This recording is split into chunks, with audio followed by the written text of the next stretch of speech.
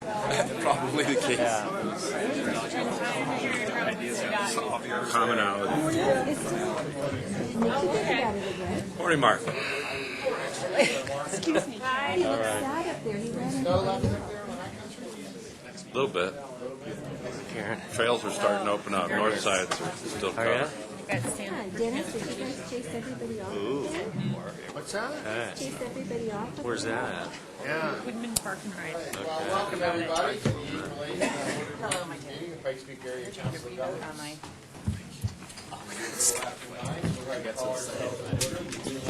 I'm so excited about This is our new procedure. We'll introduce the folks around the table.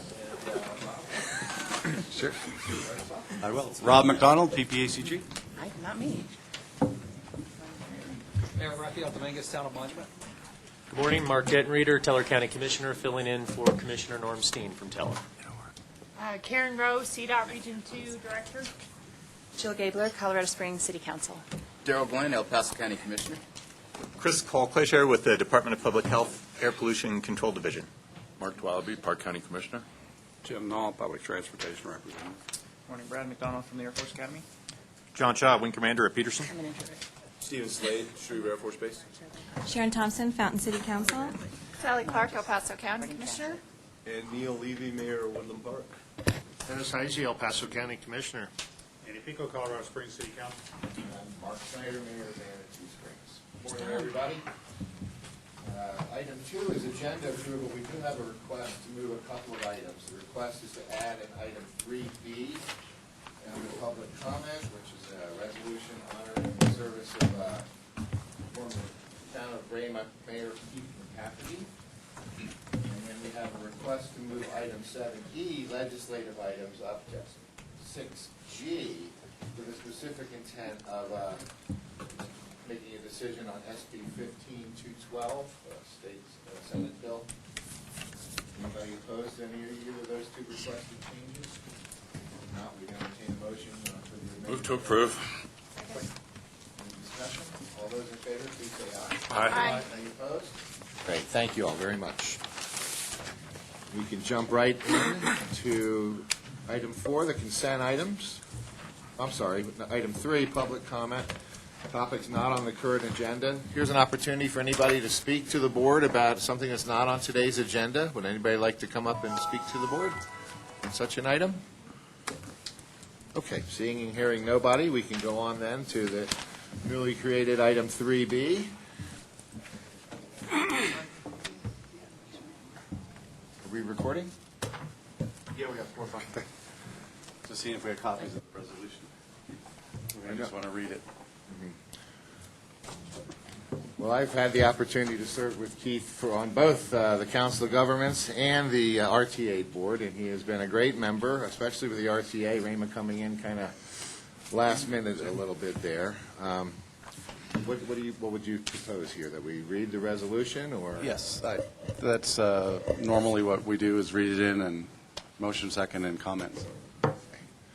So with that, with your indulgence, I'll go ahead and read a resolution by the Pikes Peak Area Council of Governments Board of Directors acknowledging appreciation to the Town of Rama Mayor Keith McCafferty, April 8, 2015.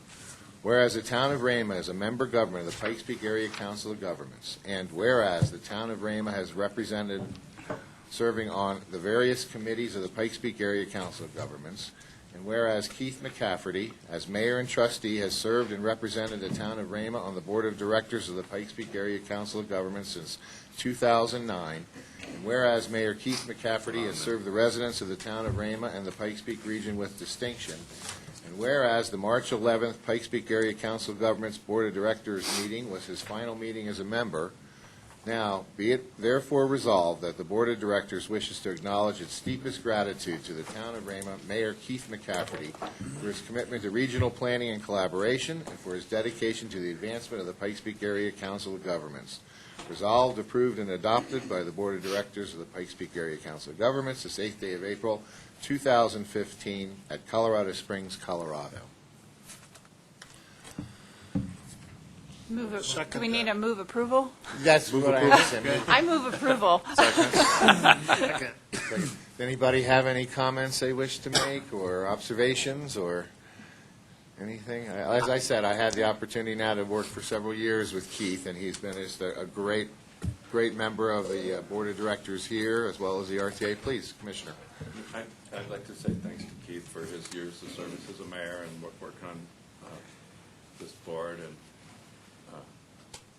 for those of us that have gotten to be a mayor, it's a really special job, and it's something that it's different than being a commissioner. People actually come up and want to shake your hand when you're a mayor, and if you're a commissioner, they kind of drop back. They don't know what we do, Mark. They kind of go, whoa. But it's the best job you'll ever have is being mayor, and I think Keith did a really good job of it. And he brought a good attitude to this board and a good point of view of moving forward and getting things done, and I appreciate his time and his service. Thank you.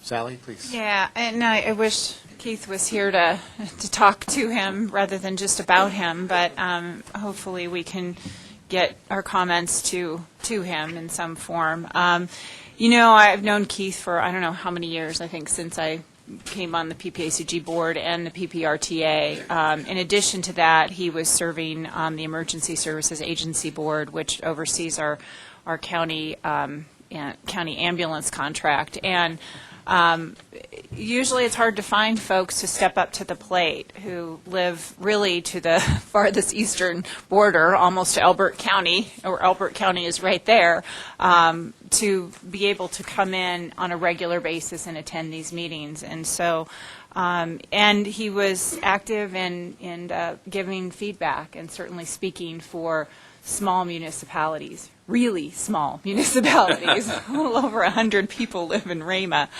But for him to dedicate that time and dedication to our community and to serving on this board and the many other things he did, he will be sorely missed. I wanted to ask, though, he's still the mayor, correct? Has he stepped aside in Rama, or? Yes. He has. Okay. So will we have a new representative from Rama coming forward? Dennis Carpenter is the new mayor. He will be joining both boards. Well, and I hope that we can somehow get the resolution to him, Rob, and it would be nice if we could invite him in if he was able to come into a future meeting, and so that we could recognize him and haze him in person. We have a standing invitation. We will deliver probably a video of the comments as well as the minutes, but certainly the graphic or the picture that we do, the print, we have it here, so we can deliver that to him. So, Keith, if you're listening here, I just wanted to say thank you for your service on so many of our boards and for your dedication to not just the town of Rama, but to representing all small municipalities throughout El Paso County and those in our neighboring counties as well, because it's important to have that voice at the table. It's important for us not to forget that there are large and small issues depending on urban and rural, depending on where you live, and we have to take all that in consideration when we do our prioritization. So thanks very much, Keith, and I look forward to hopefully seeing him in person at a later date. Thank you, Sally. And, as a small town representative, a lot of the work we do involves Colorado Springs and El Paso County, the larger entities, and even Park and Teller counties. But I always admired the way Keith really delved into the issues and was able to, work for the greater good of the community, which is a really good template. And to my knowledge, he's the only board member that ever routinely showed up on a big hog Harley Davidson. So I could have that wrong, but at least that's my recollection. So, any other comments or thoughts? So we have a motion and a second in favor of this resolution. All those in favor, please say aye. Aye. Any opposed? Thank you. It passes unanimously. Now we can jump on to the consent items. We have 3 today, the March 11th minutes, the financial reports, and some membership appointments to the CAC and the MCC. Anybody wish to pull one of those for particular consideration? If not, a motion would be in order. Move approval. Second. Any discussion? All those in favor, please say aye. Aye. All those opposed, nay. Great, that passes unanimously also. Thank you. So moving on to item 5, reports, we have our standing CDOT monthly update.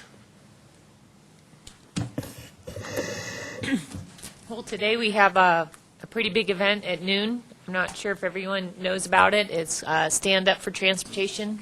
It'll be at the Woodman Park and Ride, and we'll have Jill. Okay, I didn't know what Jill, our city council member, Jill Gabler, speaking. Travis Easton and Dennis Heisey will also be there, and so. We'll have one of our Mustang buses to show our new transit system from Colorado Springs to Denver. And again, that's funded with our faster transit legislation, or the faster legislation that has 10% for transit. So tomorrow is the official Stand Up for Transportation Day, April 9th. We're going to have a real big event up in Denver for CDOT. I know Pueblo's having one tomorrow on their own. Today, there's one in Colorado Springs, I think Greeley and Grand Junction. So we hope people can make it out to that event. Again, it's today at noon, right after this meeting. So that's again, try to bring attention to transportation and our funding for transportation,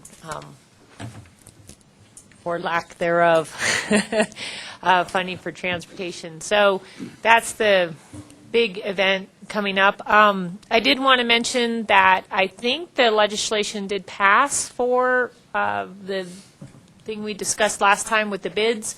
If the bids did come in over 10% our engineer's estimate and there were less than 3 bidders, we could make the decision to award a project if we wanted to. And I think that did pass. Is that right, Rachel?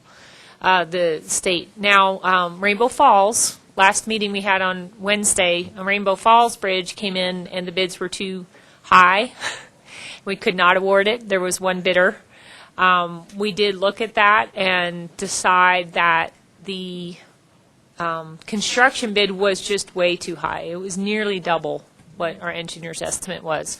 And so again, at that point, we say, okay, why did we get no bidders? Why was it so high? And so we're going back and looking at what were the time constraints or the construction requirements that maybe made it such a costly repair. So we're in that process right now and looking at what we can do to re-advertise it to get more bang for our buck. So sometimes there's easy changes we can make so that this would be a less costly fix. But we are determined to make those repairs to Rainbow Falls. So I should have an update by the next meeting on what our plan is moving forward with that one. Can I ask that? Yes. Before you go to the next thing, may I? Please. Sure. Can I just ask what your timeline for re-advertising is likely to be in general, and when you think hopefully we'll get construction going up there? Because I know it's really important do you to have Manitou any Springs. insight? I'm going to ask Doug Lawler to come up and speak to that because I don't have the details, and I'm not sure where we're at. Doug Lawler, North Program Engineer with CDOT. We're probably going to wait 2 to 3 months to advertise that. One of the big concerns for the contractors was just the risk involved with the deck on that. They're concerned that they're going to get into it and we're going to have more repairs, and we were time constrained because we were trying to limit the amount of time that we had the 24E closed coming into the west side of Manitou Springs. So we need to take a look at that. We're also going to do an industry review with the contractors to see, in general, what they think their risk would be. Well, and I just wonder, and I know no time is really convenient for Manitou except during the summer, obviously, but we do want to make sure that it's safe as well. The bridge is a pretty important piece to connecting that stretch, but and then there's also the construction season. So if you wait 4 months to advertise, then when would construction start in the winter time, which doesn't... Probably early fall. Wow. And with the type of repairs with concrete, you do have the ability to do cold weather work there. You just blanket it while it cures. So you're thinking of maybe a fall schedule to get started on the what was the original thought process in terms of the amount, that not thought process, but how much was the bid or the RFP put out for? I don't remember the exact amount. I want to say it was around $1.5 million. it was in that range. But this was a second or third time we'd made an attempt on this. We attempted to put this work in when we replaced the culvert at Waldo Canyon, and we experienced the same thing there, and we ended up pulling it out simply because that work was bid far too high, and we needed to proceed onward to get the culvert replaced at Waldo. So Okay. but All right. it's on our radar, and we're still pursuing it. Okay, thanks. I do want to thank you, Region 2, especially for working with Manitou Springs and trying to fashion a project that didn't impinge too much on our summertime. So it sounds like fall will be our first, if everything goes well. Could you send me, once you have a timeline or a little more specific, could you send me an email? Because we did brief our Chamber of Commerce and some other groups in the community, and I'd like to just give them an update when you have a little bit better handle of when you're going to put it out to bid and when it might start. But at least I can let them know. At this point, it doesn't look like any construction on the Rainbow Falls Bridge this summer. Correct. Okay. And we'll let you know. Thank you, Doug. Any questions? Please. I'd like to say that this is a good example of what Karen was talking about and Herman were talking about at the last meeting. And this isn't even a far away rural project. This one's right here, and there's not enough contractors. And you know, and I'm also proud of the fact that they didn't just go ahead and say, okay, do it for double the money. And so I think this shows what I was talking about at the last meeting about CDOT, and that they are making an attempt to get these projects done. And if there's no bidders, it's not their fault. I mean,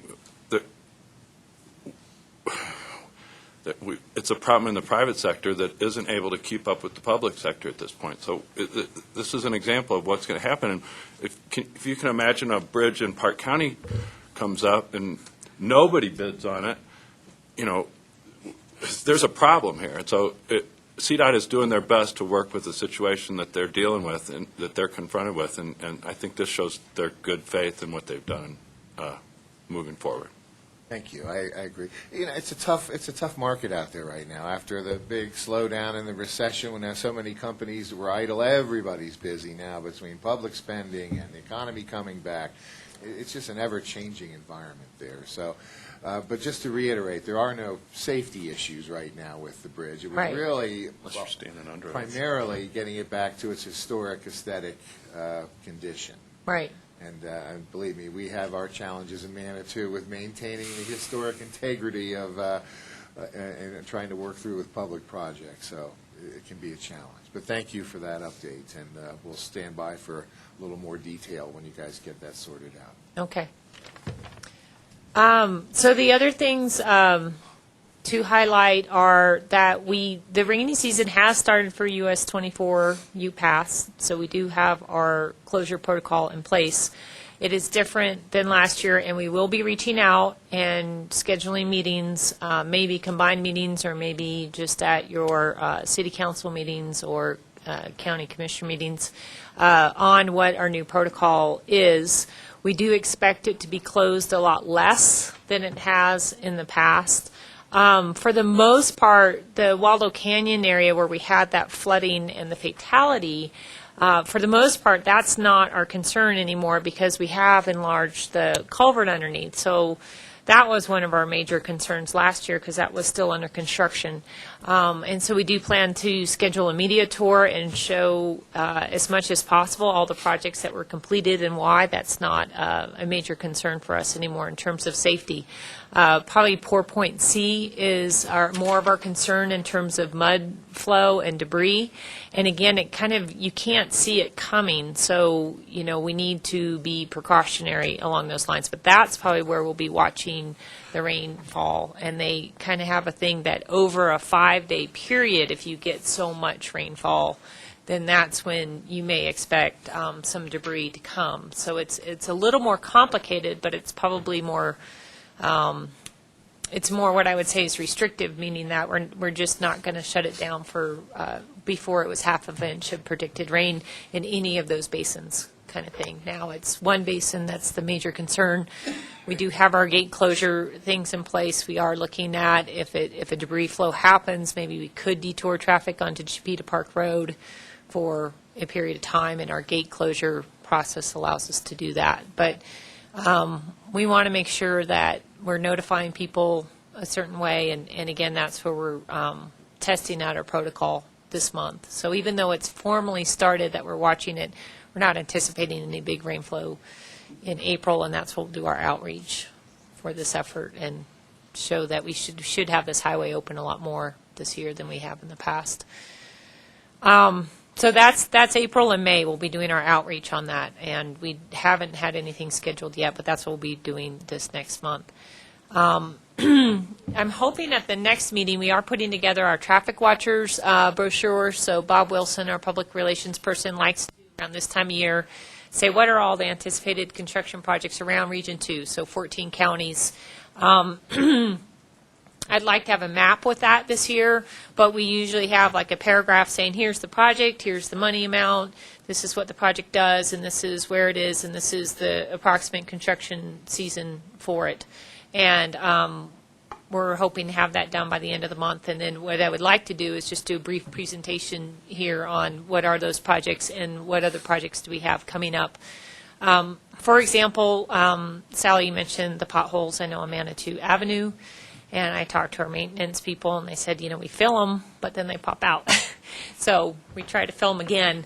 We do have a surface treatment project scheduled for next summer on that road to fix it. So again, a lot of times with the potholes, it's a very temporary fix that it's hard to keep up with, but the major fix should happen next summer. So I would show you a lot of the projects around the area here and around the region where we do have scheduled, so you can see the big picture of our program. And so again, CDOT's emphasis is maintaining what we have. That's where the majority of our funds go. Other than these grant partnerships or some of the capacity improvements and minor capacity improvements that we have. So look for that at the next meeting. And I am still in the process of filling Lisa Streisfeld's position, and we have shortlisted candidates, and so hopefully at the next meeting too I'll be able to introduce the new person for that role. Any other questions? Please, Commissioner. Thanks, Mr. Chair. So do you have, Karen, the Highway 24 closure protocols published anywhere at this point for public review? We don't have it published. We're still, we have a draft that is in place for us to follow. But to me, it needs to be refined and clarified a little bit more. I don't find it easy to follow at this point, so I'm trying to get it to that point, and then we should have it finalized.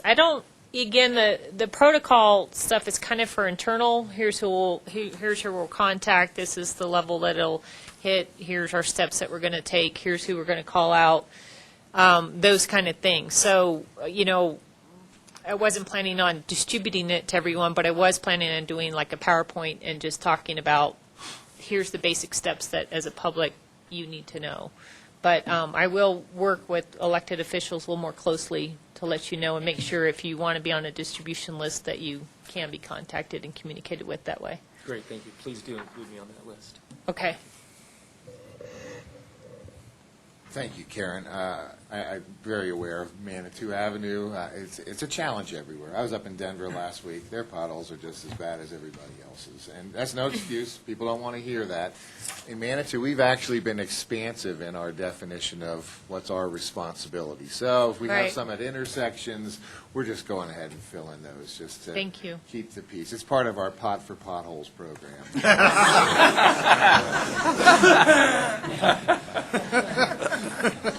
And then I know that'll make the paper, that's for sure.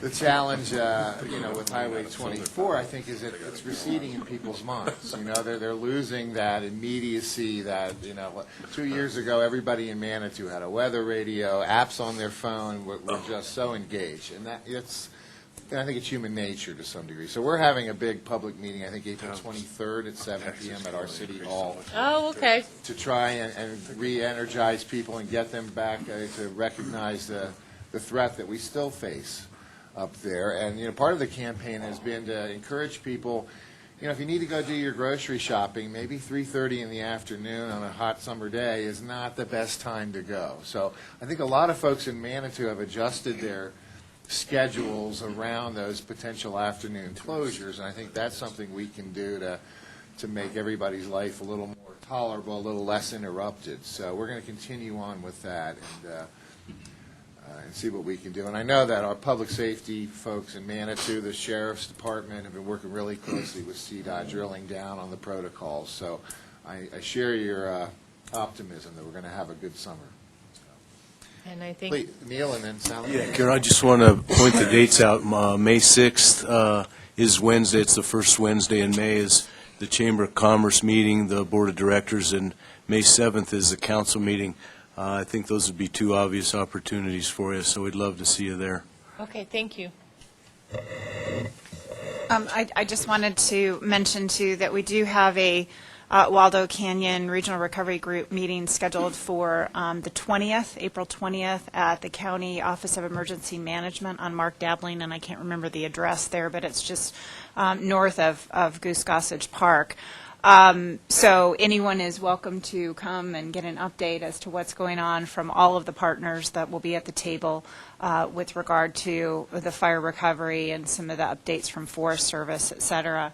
So that's a good place to get additional information, and really appreciate the partnership. On the potholes on Colorado Avenue / Manitou Avenue, I did speak with our staff at Public Services, and we're going to get to the portion that now has been essentially given over to El Paso County from the state, and then the state will have to take it from the Parklow Loop area into Manitou, so we'll get to those as soon as we can. But I have had a lot of frustrated calls, and they don't know who to call, so they call me. And I'm not sure if it's sometimes in the city, in the county, or if it's in Manitou. So it's all in the county, but it's not necessarily county jurisdiction. So I appreciate the update, Karen, and thanks again for your continued partnership. And just to make sure that you know, too, that the 20th is the date of the Regional Recovery Group. We moved the meeting date this month, and it's Monday at 2 o'clock at the Office of Emergency Management for El Paso County. Okay, yeah, and I see it on my calendar. I went to those once, and then I'll try and see if we can go to this one and maybe go over that protocol at that meeting. So this is great to get some of those forums. And we're working to come up with a date, too, to do some disaster meetings, disaster planning meetings up in Ute Pass as well, but that will probably be in May. Oh, okay. Okay, so Disaster we don't have a planning. date yet on that. Okay, let me know. And then I did look up for Rainbow Falls. We did have budgeted $1.25 million for that repair. Again, we may need to add more funds in order to re-advertise it, but we're also trying to put in the construction more flexibility to get the cost down. So that's what we'll be looking at when we go to re-advertise in 3 to 4 months. Thank you. Any other questions or comments for Ms. Rao? Is there a further CDOT update, or? That's all I could think of. All right, right now we are working on, I guess, 94. We are working on some safety improvements, and we have been working with stakeholders on that. So we still haven't come up with a solution. There is a surface treatment project for the eastern portion of Highway 94 this summer that's been advertised and awarded. But I think the safety concerns are more on the western end of 94. So we are still proceeding with some thoughts and ways that we could possibly improve safety along there. Thank you. If there's no other questions, then we can move. I have one. Oh, please. Sorry. That's okay. I was wondering if you had a time frame for us for Highway 85 in Fountain. I think we were under the impression a couple of weeks ago they were going to do some of the really bad potholes that are on like Ohio and 85. I didn't drive it yesterday, but I don't think that's been done yet. That's the number one concern we're getting from people. But then if we could have a time frame for when the whole stretch is going to be done so we can let the businesses know, that'd be great. Okay, I will find that out during the meeting because that's either under advertisement or going to be advertised. I'll find out and then talk to you afterwards for sure. And then I'll just I'll ask the maintenance people when they have planned to fix the really bad potholes and then find out when the contractor's coming out. I know it's the summer that we do have that project scheduled. Yeah, I'm going to get arrested for drunk driving one of these days. I do understand. Go around him. So, And I don't gosh, even it's drink, just bad so. this year. It is just bad, and that's where it's hard. It's money and it's time, though. Like, even if you had enough money, it's hard to get everyone out to fix all the potholes. There's And then just a sometimes you fix few. them, and sometimes they pop right out. Probably So Commissioner Heisey I'll could find out. probably testify to where they're at, too, because he probably Yes, gets to for drive sure. over them every morning, too, so. Okay. I'll during the meeting, I'll try to find out a little bit more. I do have a question. I thought it was on the agenda, but I don't see it. So, thinking about the Cimarron, the big project, Yeah. which you had budgeted at 120, and it came in at about 113. Is that It was budgeted 116. It came in 113. Yes. 113? And so the savings there go back up to CDOT headquarters. Yes. And then I think we're looking at another $1 million of local metro dollars, I think, the request is coming to apply that to the landscaping portion of the project. Yes. Would seem like an opportunity maybe to use that saved money to apply to this project. So it's not savings. What happened was, so the RAMP Partnership Program overall was in deficit. This project, we didn't know how much money it would need. We ran an independent cost estimate that said you need to add, I think it was 19.5 million, but we said, well, we just don't know what the actual contractor bids are going to come in at, so it might be less. So the Transportation Commission said, look, we'll give you up to $5 million, but we're only going to give you this money if you can show that you've reduced the scope as much as possible and that you have provided additional local match. And if you provide additional local match, and if you reduce the scope as much as possible, we will give you some additional funds for your project.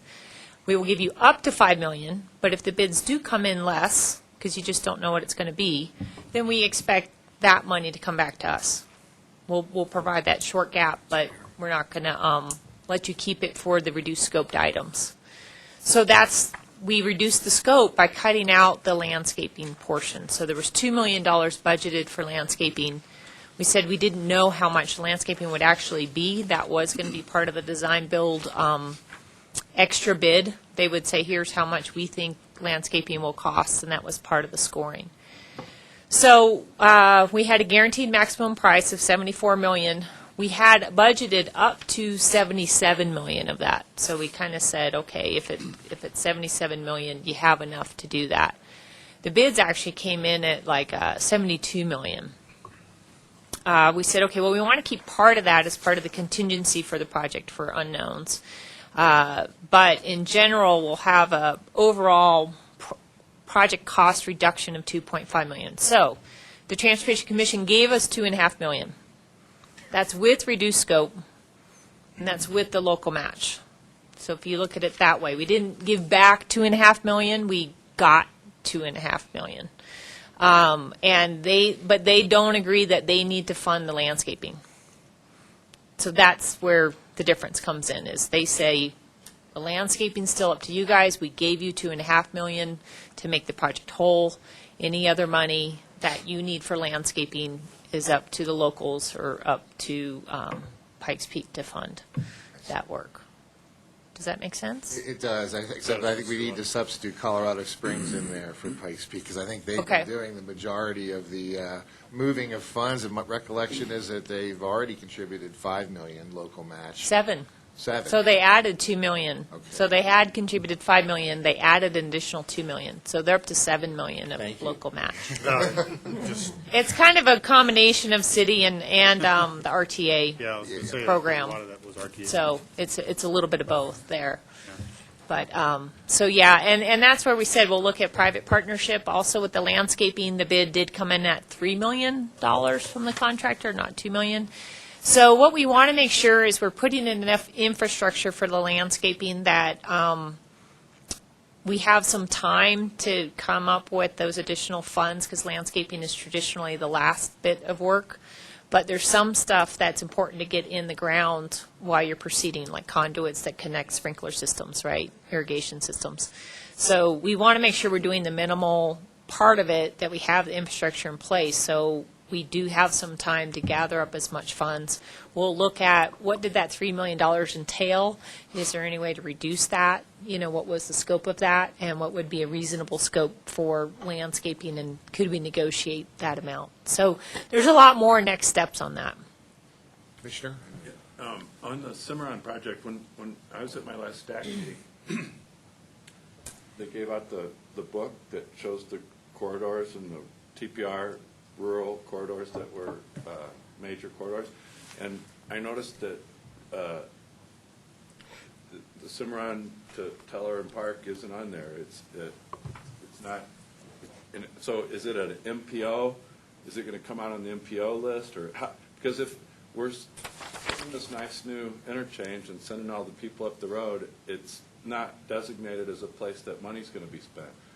And with the flooding problems and all the other problems, I don't understand why that 24 corridor wasn't in the map as a TPR, because I think we consider it a priority, and I think the MPO considers it a priority, and I want to see it on that map red instead of just blanked out. It's like it doesn't exist there.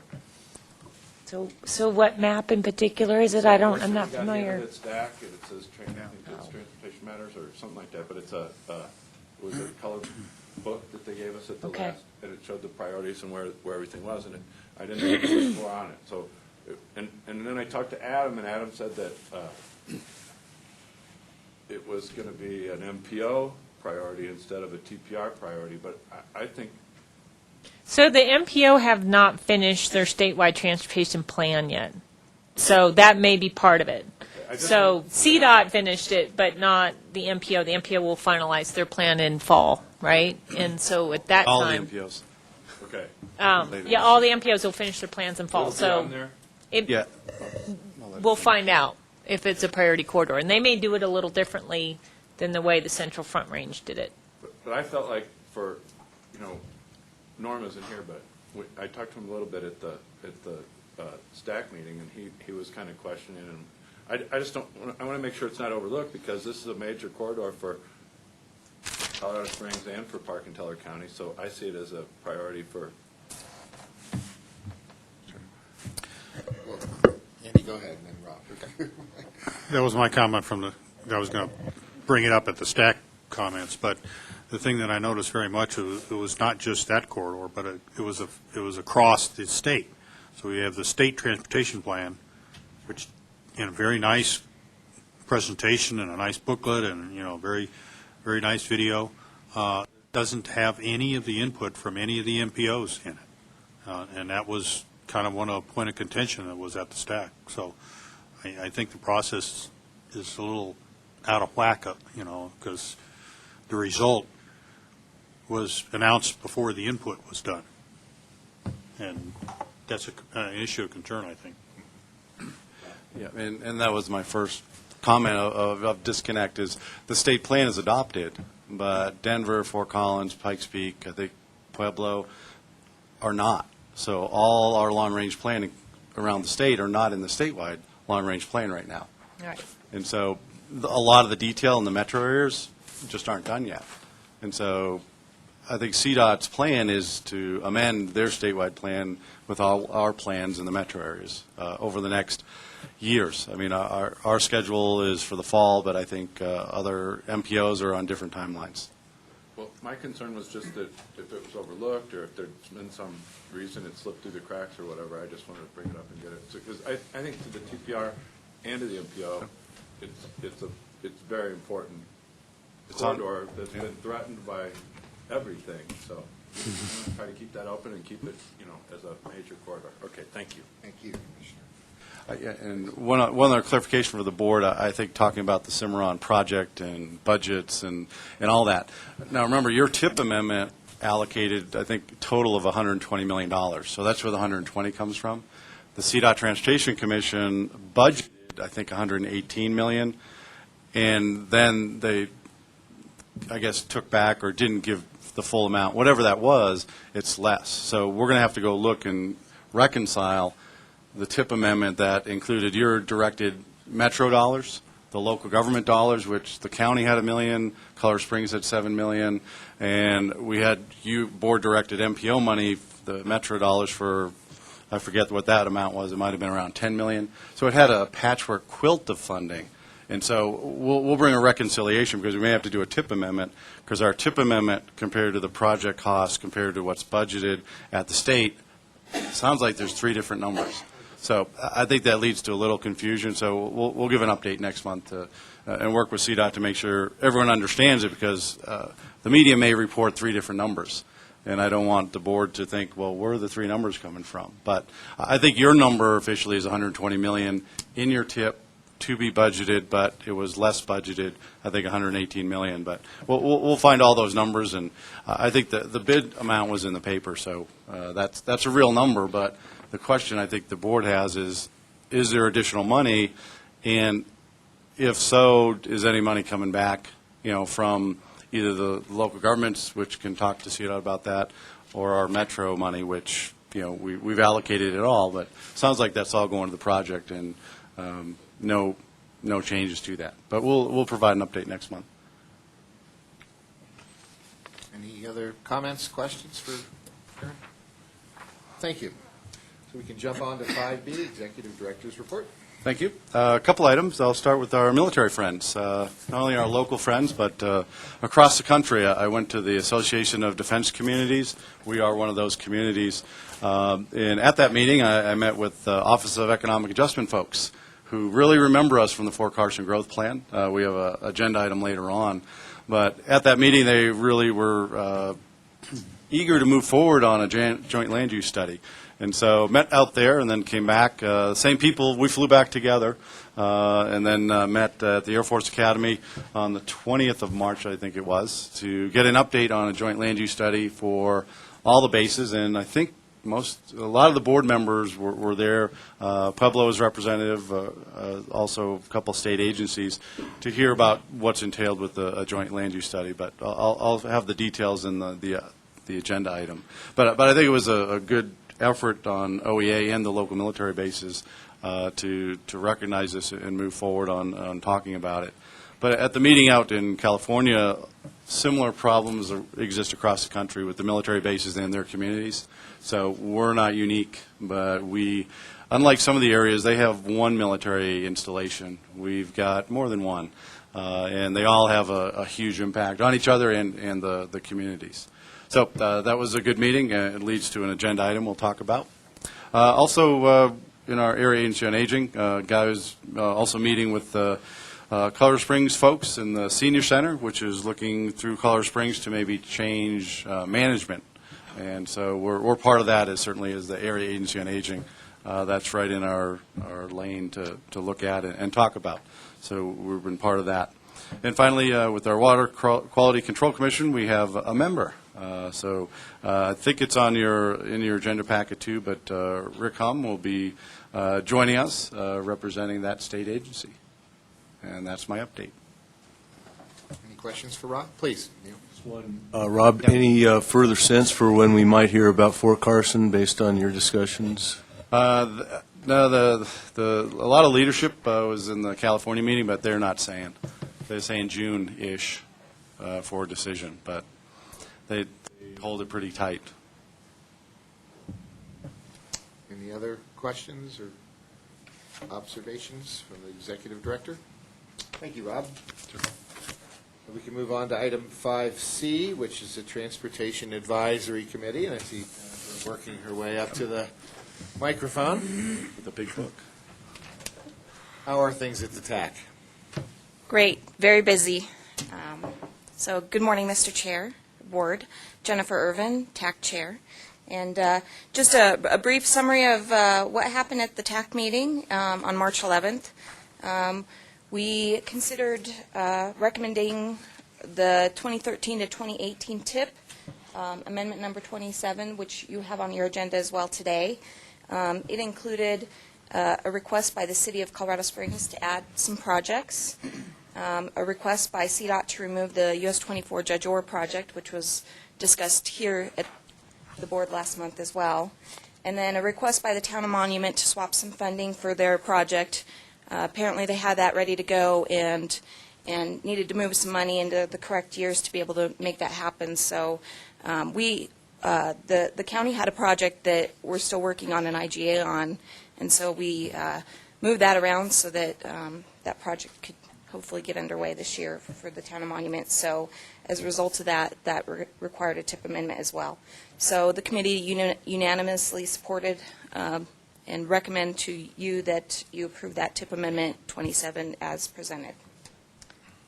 And then the second item was the 2016 to 2019 TIP planning assumptions. At last month's board, we talked about backfilling some of the projects for the local entities in regards to some of the increases that everybody's been seeing, including the state. And this morning's example is a great example of that. So we had several different options that we considered, and there was a long discussion. But I think what we came to the point of is that we need to look at all the projects that are in process. And so the entities were recommended by the vote to use the option 3, which each entity was going to relook at all of their projects that were in process and be able to propose any additions to that. And that's going to be coming back to the TAC this month. And those were submitted to staff for the 31st so that it's on our next month's agenda. The regional non-motorized plan, staff presented this, and the community unanimously recommended that the board release the regional non-motorized plan for a 30-day public comment period.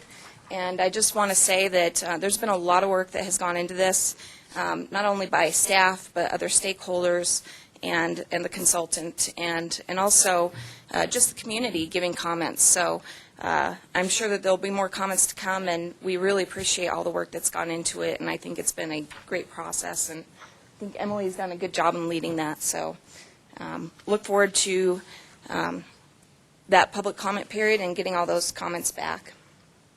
And then we had several items, which are not action items, but discussed the special call for projects, and Ken reminded us that those were due on the 31st, so I'm sure I heard that he received several submittals for those projects.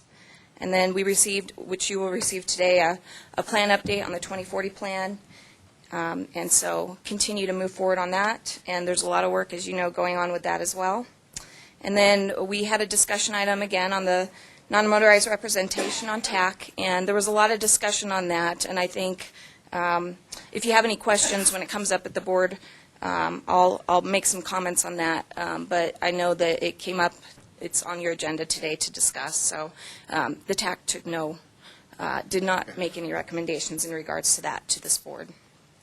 And then we received an update on the Unified Work Program, and entities are getting in their additional planning projects that are going on. Our next meeting is the 16th. So. Thank you. Any questions for Jennifer? Please.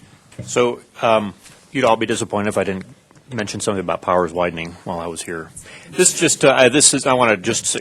may be my last meeting here with the PPACG, so I just want to say thanks to the support from the TAC and the PPACG for that project. I think we're on the verge of getting that looked at, I think next month even, if I understand it properly. So on behalf of everybody who works on Peterson, thanks for that support. I think it's been something we've been trying to do for a long time, so thanks. Thank you. So as to this request to add a non-motorized representative, a little surprised that the TAC didn't opine, since it's the TAC that's being considered here for additional membership. So was there a lack of consensus, or just was it not as an action item, or why are we not having the benefit of a TAC opinion on this question? It was not an action item, it was a discussion item. So the previous meeting, we had a discussion about it. There was some additional information that PPACG, that at that, I want to say February meeting, that we had requested, what do other MPOs do?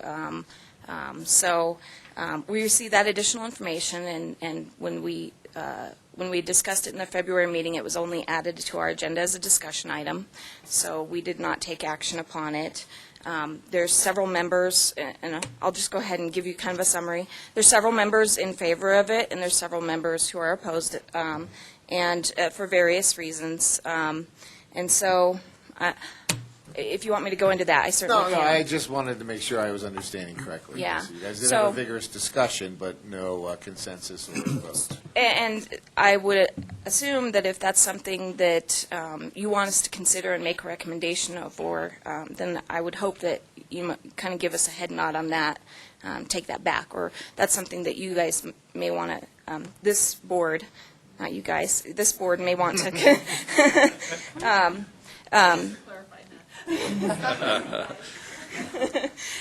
This board may want to consider, I'm not sure how it's going to end up today, but we did have a very robust discussion, and one of the things that was clarified is that they were asking for a non-voting member. So I think that there's kind of a division there, at least based upon what we heard at that meeting. Thank you. Any other questions or comments for the TAC? Thank you. Thank you. Our next item is 5D, the CAC, Community Advisory Committee. Mr. Creeley? Mr. Chairman, hello, my name's Al Creeley. Yeah. I'm the second vice chairman of the CAC. It sounded like a great job title without much work. So much for that thought. I won't take up too much of your time, but we're going to ditto the transportation improvement planning assumptions. We too selected the last of those where the entities would resubmit. We recommend the approval again of TIP Amendment 27 and the Regional Non-Motorized Transportation Plan. We recommend that be released too. We did have a good briefing about the public relations effort to try to get more citizen participation on that issue, and that was really well done by Rachel Beck on the staff, which is one of the best that we had ever seen about asking the public to become involved. And we greatly appreciate your approval of the the nominees for the 3-year positions on the CAC. We decided, as it turns out, to get a little bit more widening of the kinds of people we had. We had Mr. Kevin Walker, who's done a lot of things in the city for many years and lives in an unincorporated El Paso County. And we had Courtney Stone, a very young woman who happens to work on transportation issues with people with disabilities. She was in the room when we mentioned her name and approved her, recommended to you. We asked her to sit at the table, and about 5 minutes after that, she actually participated in giving us some great information. So we greatly appreciate you letting her serve for 3 years. And thank you for pointing that out. You know, we've got kind of in the habit of routinely approving these on the consent calendar. We don't get an opportunity really to thank the applicants, and I was very impressed with both of those two appointments. So. Thank you. It was I chaired that committee too, and doing a lot of work. It was for a yes, non-working- Jennifer. I do. Yes, to double the pay next week. We'll double it. Triple Yes, yes. The people that we had, I was rather embarrassed that I had not had the kind of experience that the people came to us that wanted to be on the committee for 3 years. I would say, oh my word, I don't know anything compared to these people. So it was not a matter of just accepting two. It was a matter of accepting two very qualified people from a list of people who were, and we're going to keep those who we did not select on the list, so if a position opens up, we can tap them. Great. Thank you. Thank you. Any questions for the CAC? Thank you. Thank you. Now we can move on to item 5E, which is the Regional Advisory Council, the RAC. And I think there's Guy. How are you? I'm fine. Good morning. Guy Dutra-Silvera, Director of the Area Agency on Aging. The RAC Chairman, Joanne Ruth, could not be with us this morning, so you have to put up with me. I'll just highlight a couple things from the RAC meeting. We did have a public hearing on the direct service waiver request that is a required part of our 4-year plan. There were 2 action items, both of which are on your agenda later, so since you'll learn more than perhaps you want to know at that time, we'll dispense with discussion of those in the interest of time. And then I'd like to also highlight one of the things in the information items. Due to changes in our contract with the Colorado Department of Human Services, we will be changing the basis upon which we reimburse our providers. We have been on a cost reimbursement basis. If someone has a valid program expense, we reimburse them for that. We will be moving to a per unit cost reimbursement basis.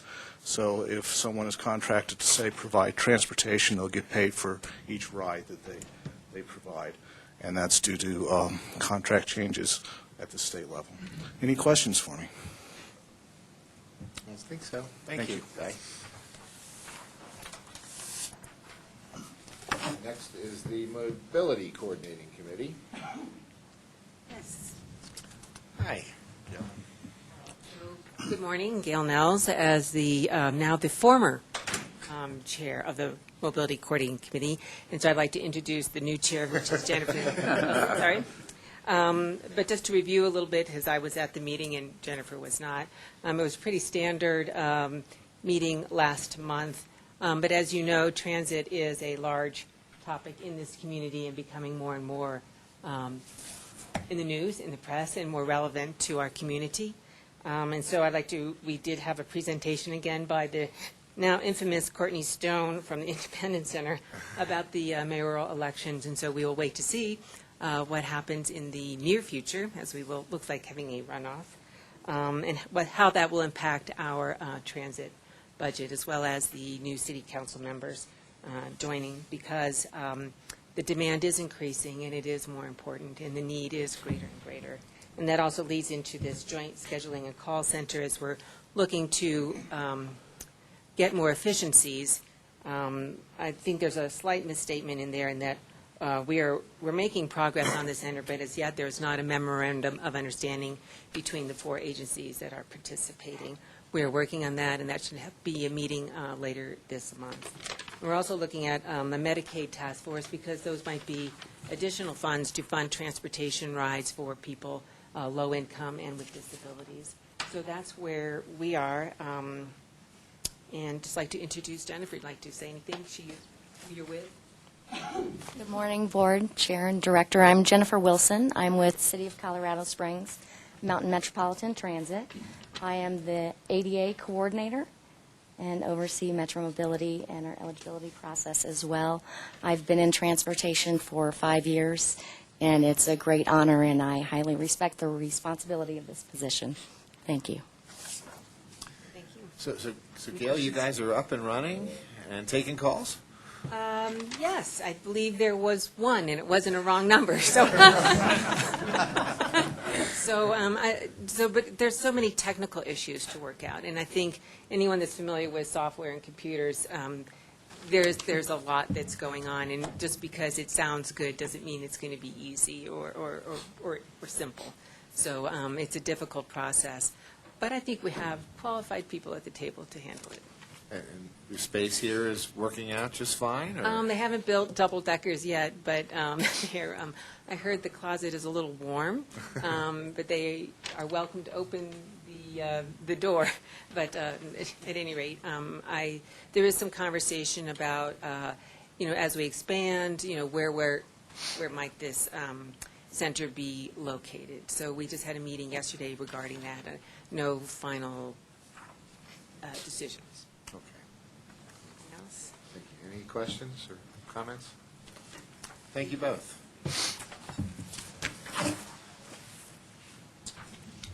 Now, everybody's favorite topic, the Arkansas Mountain Coalition for Urban River Evaluation. Hello, Rich. Hey, good morning, board members. It's the acronym test for the updates. Our after meeting fell on the day before the board meeting, so I did not have a chance to go ahead and get any notes out to the board members.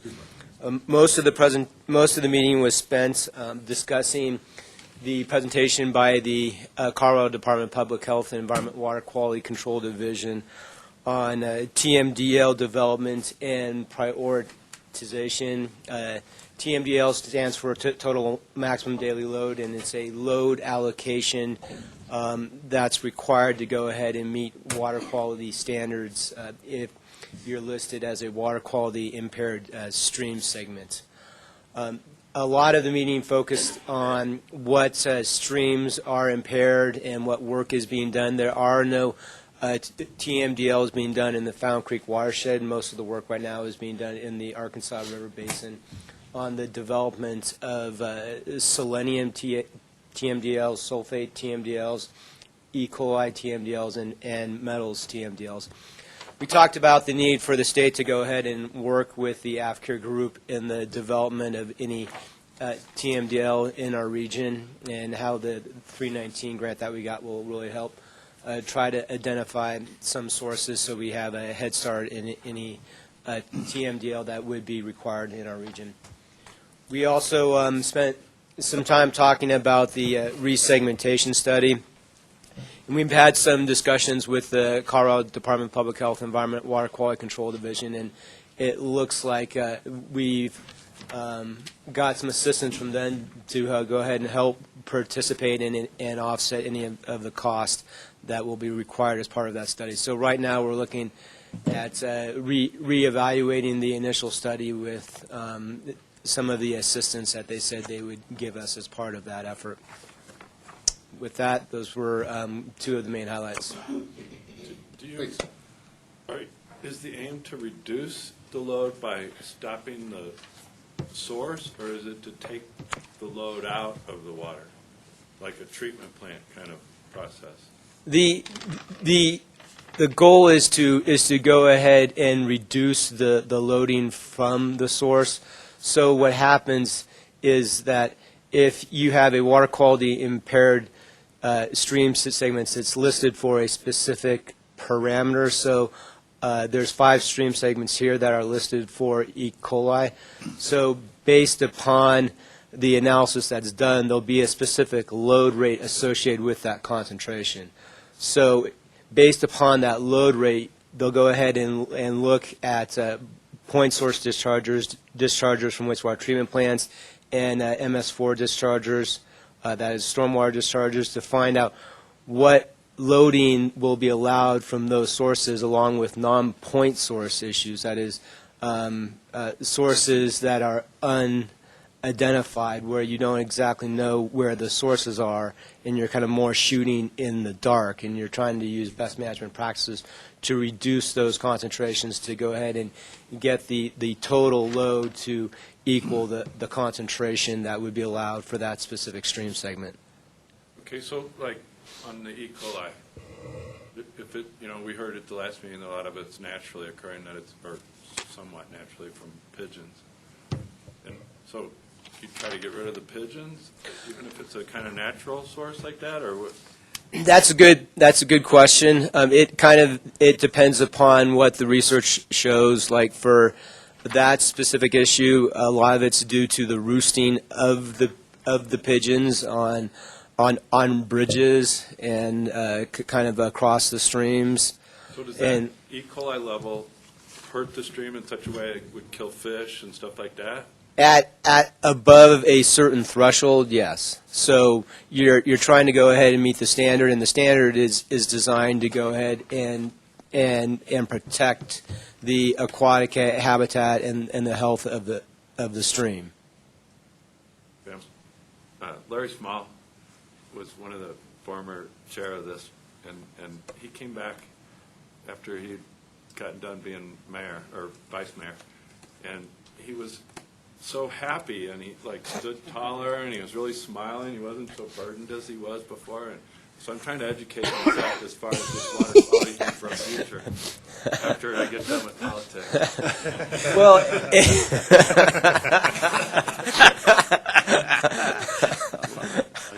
and most of the TMDLs in Park County, as you know, are associated with metals issues, which are primarily associated with the historic mining activities. So you have a specific source that you can target with regards to the development of those TMDLs. And with regards to the development of selenium TMDLs and E. coli, it's a little bit harder because you don't have a specific source, or the source is so nebulous that it's hard to go ahead and reduce the concentrations. Okay, well, thank you for Sure. this work. I think, and thanks for enlightening me. And I think it's really important that we save these rivers and do the best we can with them. And I would encourage you to transition into kind of water quality issues later on. Please, Rich, I think we have a question, or comment. Not really a comment, just an editorial thing of your acronym test. Yeah. You didn't really an acronym test unless the acronym is made up of acronyms. Okay. Any other questions or comments? All right, thank you. So we can move on to our action items for today, and first up is 6A, the annual independent audit. Hello, Kyle. Hello. Good morning, Mr. Chairman, members of the board. I'm Kyle Logan with Logan & Associates, and I am here to present the results of Pikes Peak Area Council of Governments audit of the December 31st, 2014 financial statements. And we perform our audit procedures in a two-part process. We come out usually near the end of the year, before the year is up, and do a lot of testing of transactions, checks that are written, payroll transactions, certain things like that.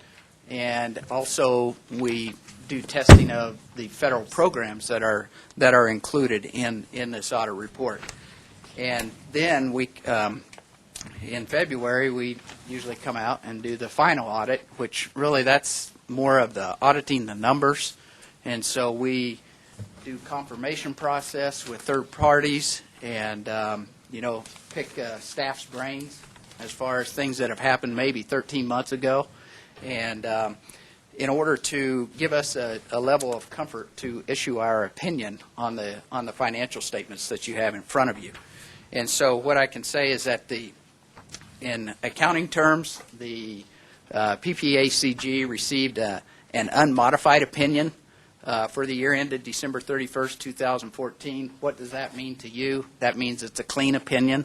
That is the best that an organization can receive on financial statements. And also all the numbers, all the footnote disclosures in this document are responsibility of management. They're not our responsibility, although we do put the report together. And the other thing I want to add, because the PPACG receives over $500,000 and spends over $500,000 in federal dollars, there's another part to this report. It's called the single audit. And so we have to pick certain programs to audit there. And so this year we continued with looking at two of the programs of the Area Agency on Aging, and then we also had to look at the transportation program. And so I'm happy to report that we had no findings on either one of those programs, and so that's a good thing, as the findings we had mentioned in the past have been corrected and taken care of. So when you look at this report, it's a very clean report, and also we issue with this a letter to management, which we are required by our professional standards, and it outlines certain things that we have to do, certain things that are responsibility of PPACG, and then anything that we notice during our audit process that maybe is a recommendation for best practices or room for improvement. And the thing we did note in there is that halfway through the year, the Area Agency on Aging implemented a new computer program. And so we actually had our computer consultants come in and take a look at the program for, securities and safeguards and things like that. And as a result of that, there are some recommendations there that, we understand it's a new program, but there are some things that really need to be looked at and addressed, and I understand that is being done. So we will follow up with that during next year's audit and see where it's gone.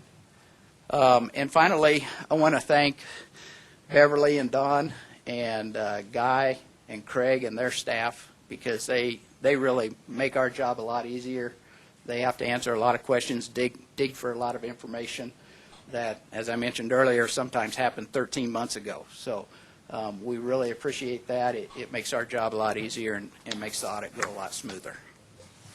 So, any questions? Please, Sally. Just a question on some of the software and some of the comments in the letter. Anything that we as a board should be aware of in terms of Rob and reporting back as to possible changes or just follow up on certain items? I would think as far as the comments we mentioned, they are not real severe, and as far as some of the things we noticed.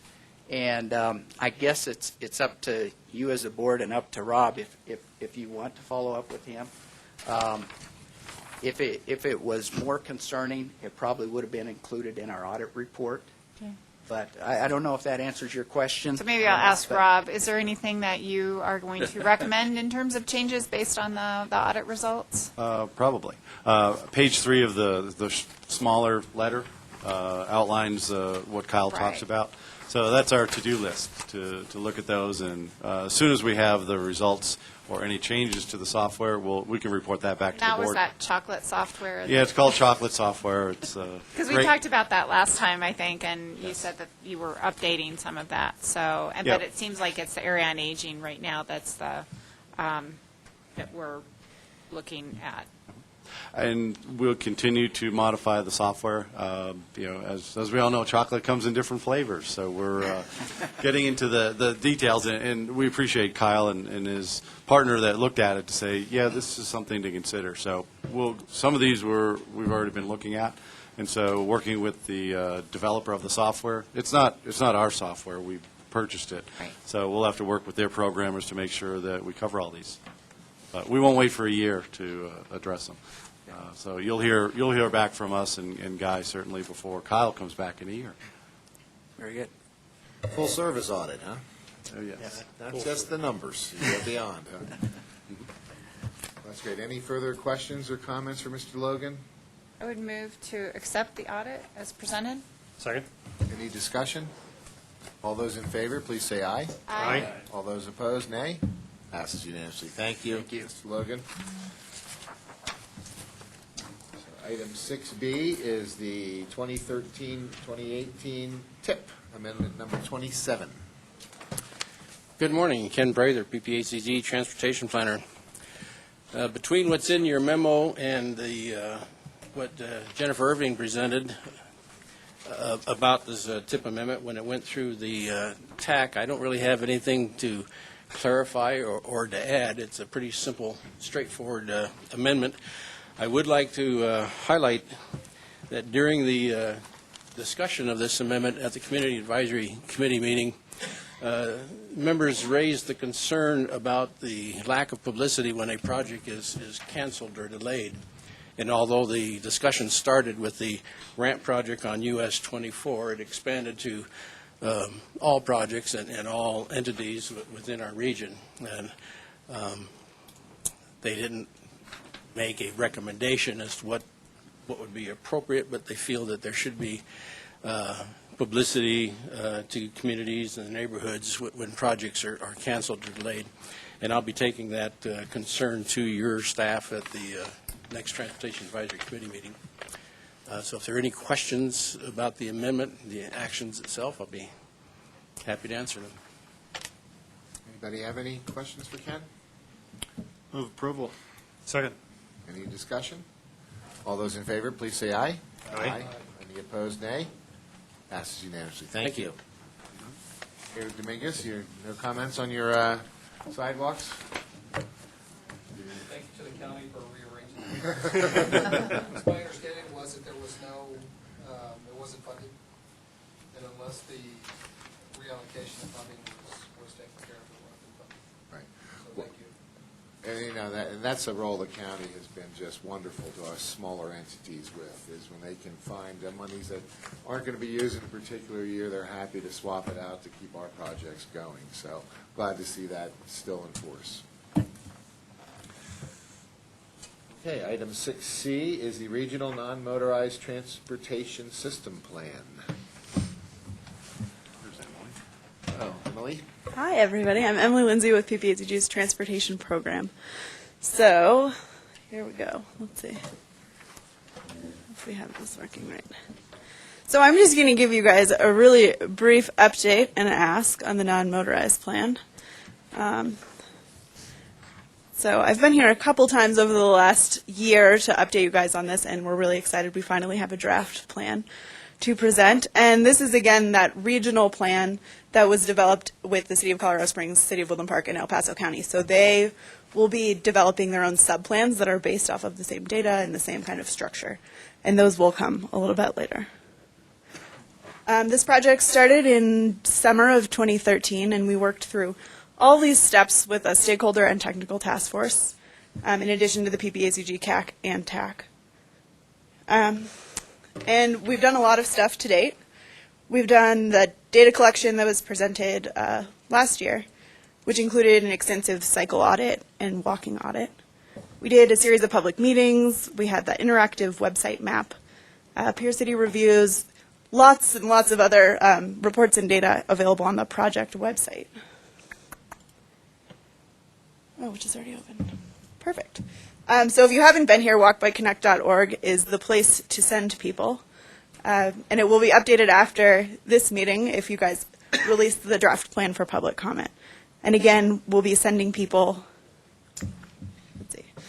to this interactive map where people can add comments on different recommended routes and corridors, whether it's infrastructure or location-based, or they could do the more traditional, just comment form. And we're planning on having 2 public meetings during the comment period, one actually in Manitou Springs, exciting, and one out in Falcon. So those are coming up on the 22nd and 23rd, respectively. Does anybody have any questions about the draft plan? Anyone?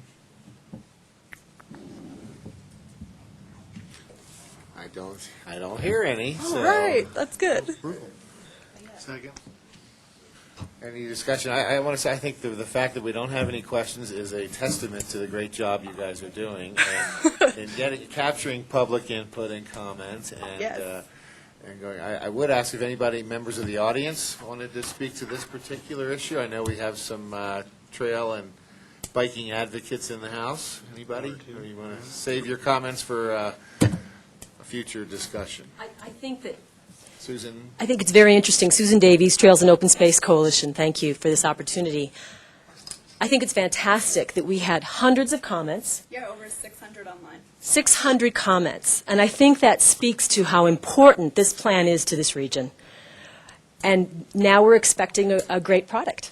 And so we get one more opportunity within this, if the board says that it can go public, we'll have one more opportunity to weigh in and get something that can be really useful for this region. But I do just want to point out that it was hundreds of hours. Many of us served on many of the committees that came up with those comments and that vision. So thanks for that opportunity, but now we need a good product. Thanks. Thank you. If there's no further questions, I think we have if I heard a motion in a second over here. So any further? Nothing? Then let's go ahead and vote. All those in favor to release the plan, say aye.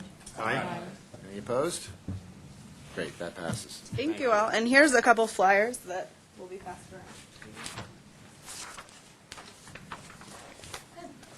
Okay. Jim?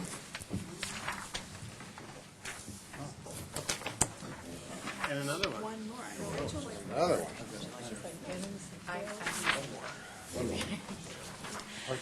Two more. It's different. Different. There you go. I have this. All right. Go to City Hall.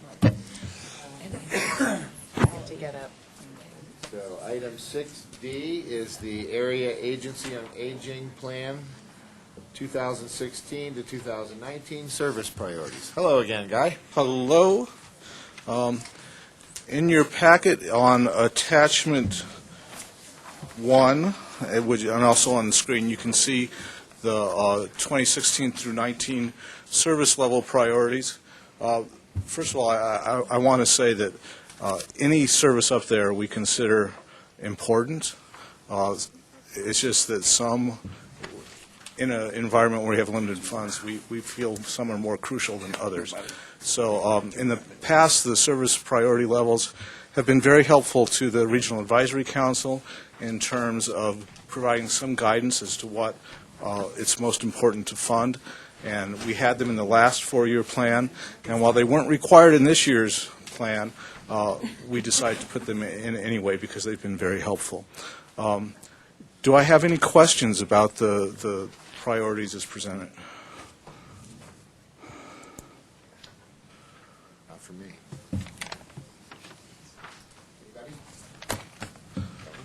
So the PPACG staff and the RAC recommend the adoption of these service priority levels. Move approval. Second. Motion and a second. Any discussion, comments? Let's vote. All those in favor, please say aye. Aye. All those opposed? Great, that passes also. Thank you. You're going to stay right up there, I think, huh? I am. All right, great. So we'll go ahead and call item 6E, which is the Area Agency on Aging Plan 2016-2019 public comment period. Yes, we're asking that what we call the four-year plan be released for public comment. The Regional Advisory Council saw it at their last meeting 2 weeks ago and recommended that it be released for public comment. They had a few of their own, and they'll be incorporated into the plan for the final version. The plan is actually due May 8th, but we have received permission from the state unit to extend that just a little bit so that the board can hopefully approve the adoption of the plan at its meeting next month. Thank you. I did have just a bit of a digression here, but in Manitou Springs, we're actually trying to stand up some type of a community center, public outreach center. It's actually got staff. Aspen Point's been very generous in helping us. So looking down the road, I'd like to advise them on how maybe to get on your radar and start interfacing a little bit with the Area Agency on Aging. So I see you've got, Fountain Valley Senior Center and all the usual locations here for your public input meetings. And should I have them contact you, or? That would be fine. That would be great. And the Regional Advisory Council is unusual for a PPACG committee in that we actually do off-site RAC meetings. We do them in Park County, various places in more rural areas of El Paso County, and we would, if you have a space, we would be more than happy to meet in Manitou. It's just recently been stood up in the last 10 days, and great thanks to El Paso County Public Health. They've been very helpful in helping us get this effort going. It's still being defined, but just looking down the road, if it's successful, I think we'd like to be a little bit more of a presence. We would be happy to talk with you. Okay, thank you. So, any questions for Guy or thoughts? What's your pleasure concerning releasing this for public comment? I move approval to release the draft area plan for public comment. Any discussion? All those in favor, please say aye. Aye. Any opposed? Thank you. Thank you. So item 6F is the proposed joint land use study for military installations and communities. I'll take that one. Please. As I alluded to earlier, the Office of Economic Adjustment, they put out a grant request. They didn't quite lasso us, but they've been calling us, and they'd like someone in the region to lead the effort with the Office of Economic Adjustment. They, of course, know us from the Fort Carson Growth Plan. We did 7 years, a little over $4 million of effort with them. They were happy. We were happy. We think the product was a good one. Now, this is certainly a different effort, much smaller effort. I put in the board memo the maximums we thought in consultation with the OEA folks. We thought no more than 24 months and about $500,000. It would probably be enough to complete the effort. Most of the heavy lifting will be done by consulting, but also a lot of in-kind we anticipate from the local installations, local government staff that can work together on the joint land use study or JLUS study. It's military, they have acronyms. So for the joint land use study, We have them too. we combine all of them, I know. The health department's put a run for the money. You mean CDPACG? Yeah. I think they'd win. And today, the request is for staff to apply for the OEA grant and put together the application over the next month or two with guidance from OEA. They've already delivered 2 samples for us to use, so it's queued up, ready to go forward. But obviously, this board, if you give that direction, that's great. But we also wanted to allow, as around the country, other joint land use studies were done by other local governments. So I didn't want to suppose, without asking the board, that PPACG would do it. If a local government really wanted to get in and do this, we don't want to stand in a local government way that would want to do that. But we think we can do a great job on it, so we're asking for your approval to move forward with the grant application. Please. Yeah, I was at the briefing. I think we had almost a quorum at the briefing. But the issue is a little bit larger than just our area. So I want to make that clear, that it's more than just the member governments, the Pikes Peak Area Council of Governments. It would include also Pueblo. We're looking at the larger regional military impact, and there's a substantial impact that goes beyond just here. We'll pick up Pueblo and so forth. But it seemed to be, as I looked at it, a pretty good fit for a planning effort to use this as a vehicle to start that. So that's why I recommended this be brought to the board. So in that vein, how would we be interacting with, say, Pueblo, COG, or? Good, perfect question. When we did the Fort Carson Growth Plan, we had Teller County, El Paso County, Pueblo County, and Fremont County, and all the nonprofits, governments, everyone involved in those. So we have the model set up to do those 4 counties, and if there's another county or an area that we need to look at, we can do that too. I think the one exclusion that the OEA said is probably too far away is Pinyon Canyon, a maneuver site for Fort Carson. They said 150 miles may be a bit far. That would be a lot more counties, cities, and others. So it's at least 4 counties for this study as well. You know, one comment on that is that the traffic that goes from Fort Carson there is going to transit Pueblo, so they were kind of waving their hand a whole lot on that particular point. Air traffic. As well as the flight training that goes on. Sally?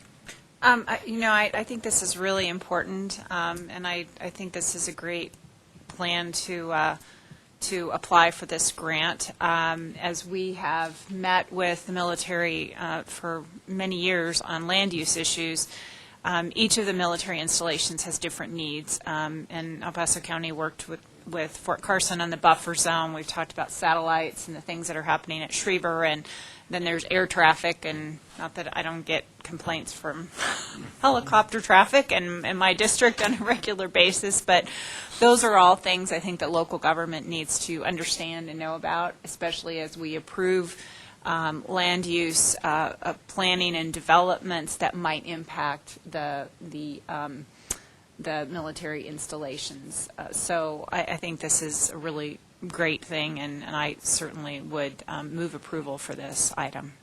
Second. We have a motion and a second. So Rob, right now, you're looking at the financial implications as being borne entirely by this group, as far as the local match goes. No. The request will go out for, and I'm sorry, let me back up. The 10% local match is required by OEA, which is good. But 10% of $500,000 is quick math. $50,000 over 2 years. $25,000 for in-kind is my guesstimate right now, and maybe $25,000 in cash. When we did the Fort Carson Growth Plan, we had the state involved with providing local match. I think they provided most of it for the first few years. So when the grant is put together, we'll identify the local match, but it's not right now. I won't throw it at this table for the cash match or the in-kind. My guess is it'll be a partnership, and I'll talk to those partners before we commit, because I'm not asking for a local dues increase for that. But if you would offer one, I'd sure consider it. Well, it is one of those, I think, that impacts everybody in our region, and but we don't need to start having bake sales yet. Not yet. Okay, all right.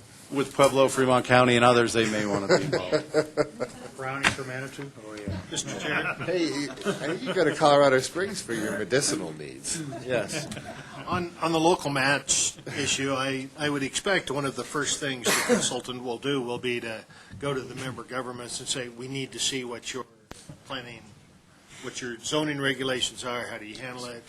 And I would think that the amount of time the county would put in on that would count towards local match, so.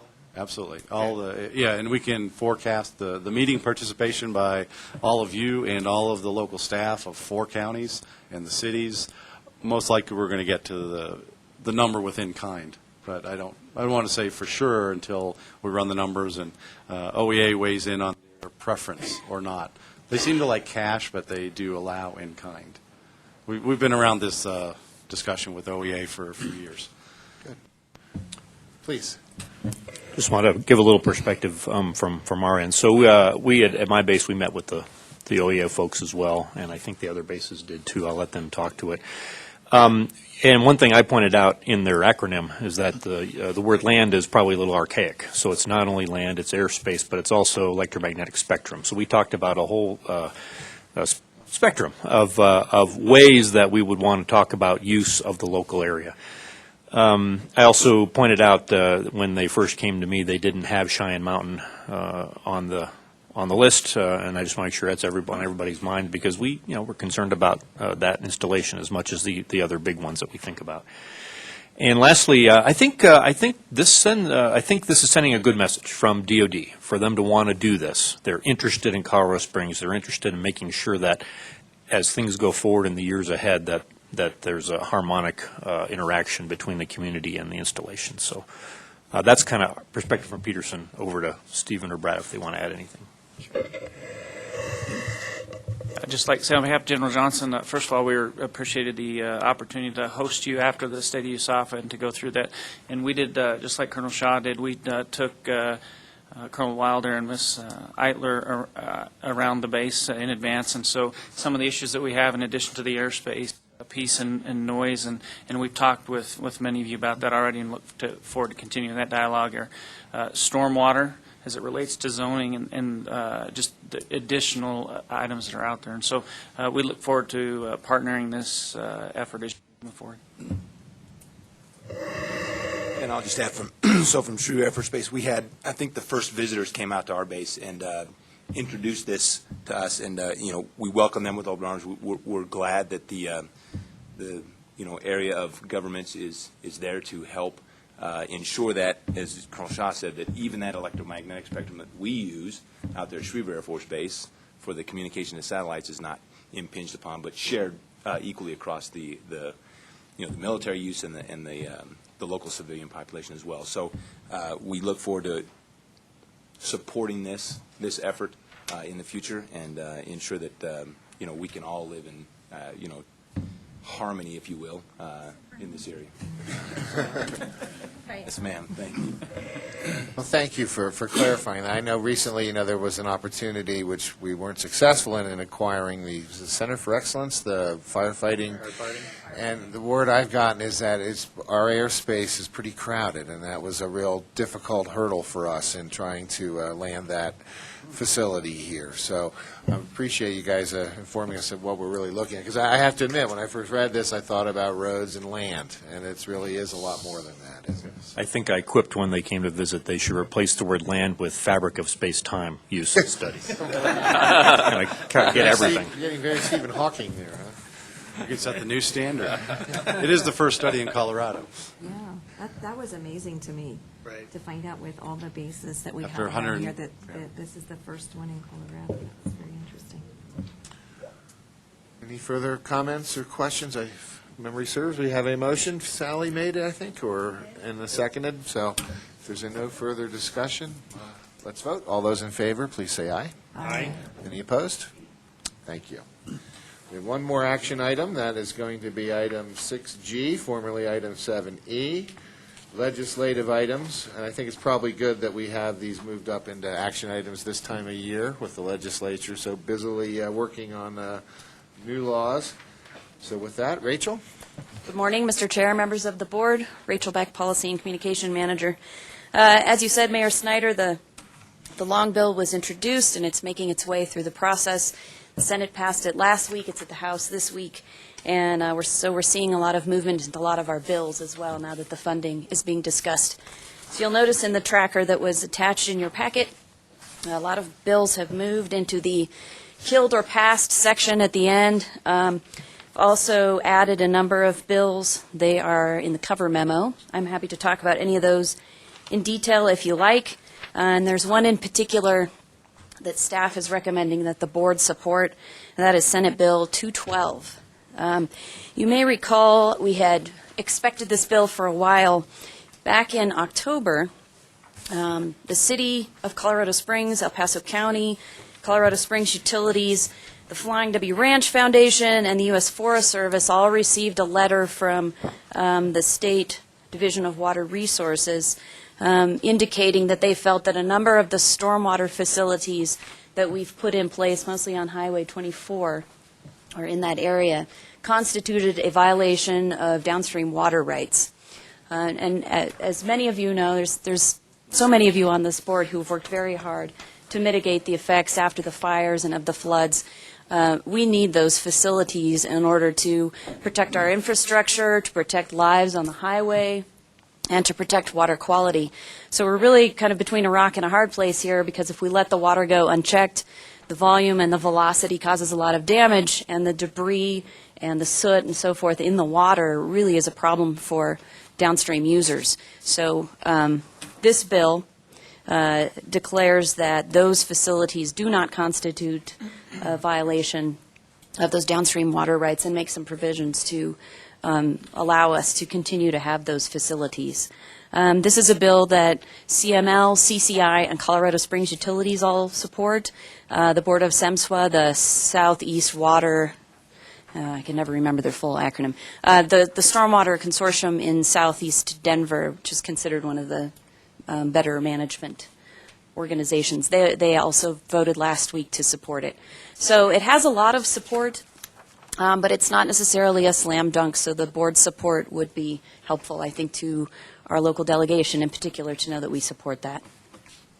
So questions, comments on that bill or any of the others? Please, Andy. What's the current status on it? Is that here, what you have here on the?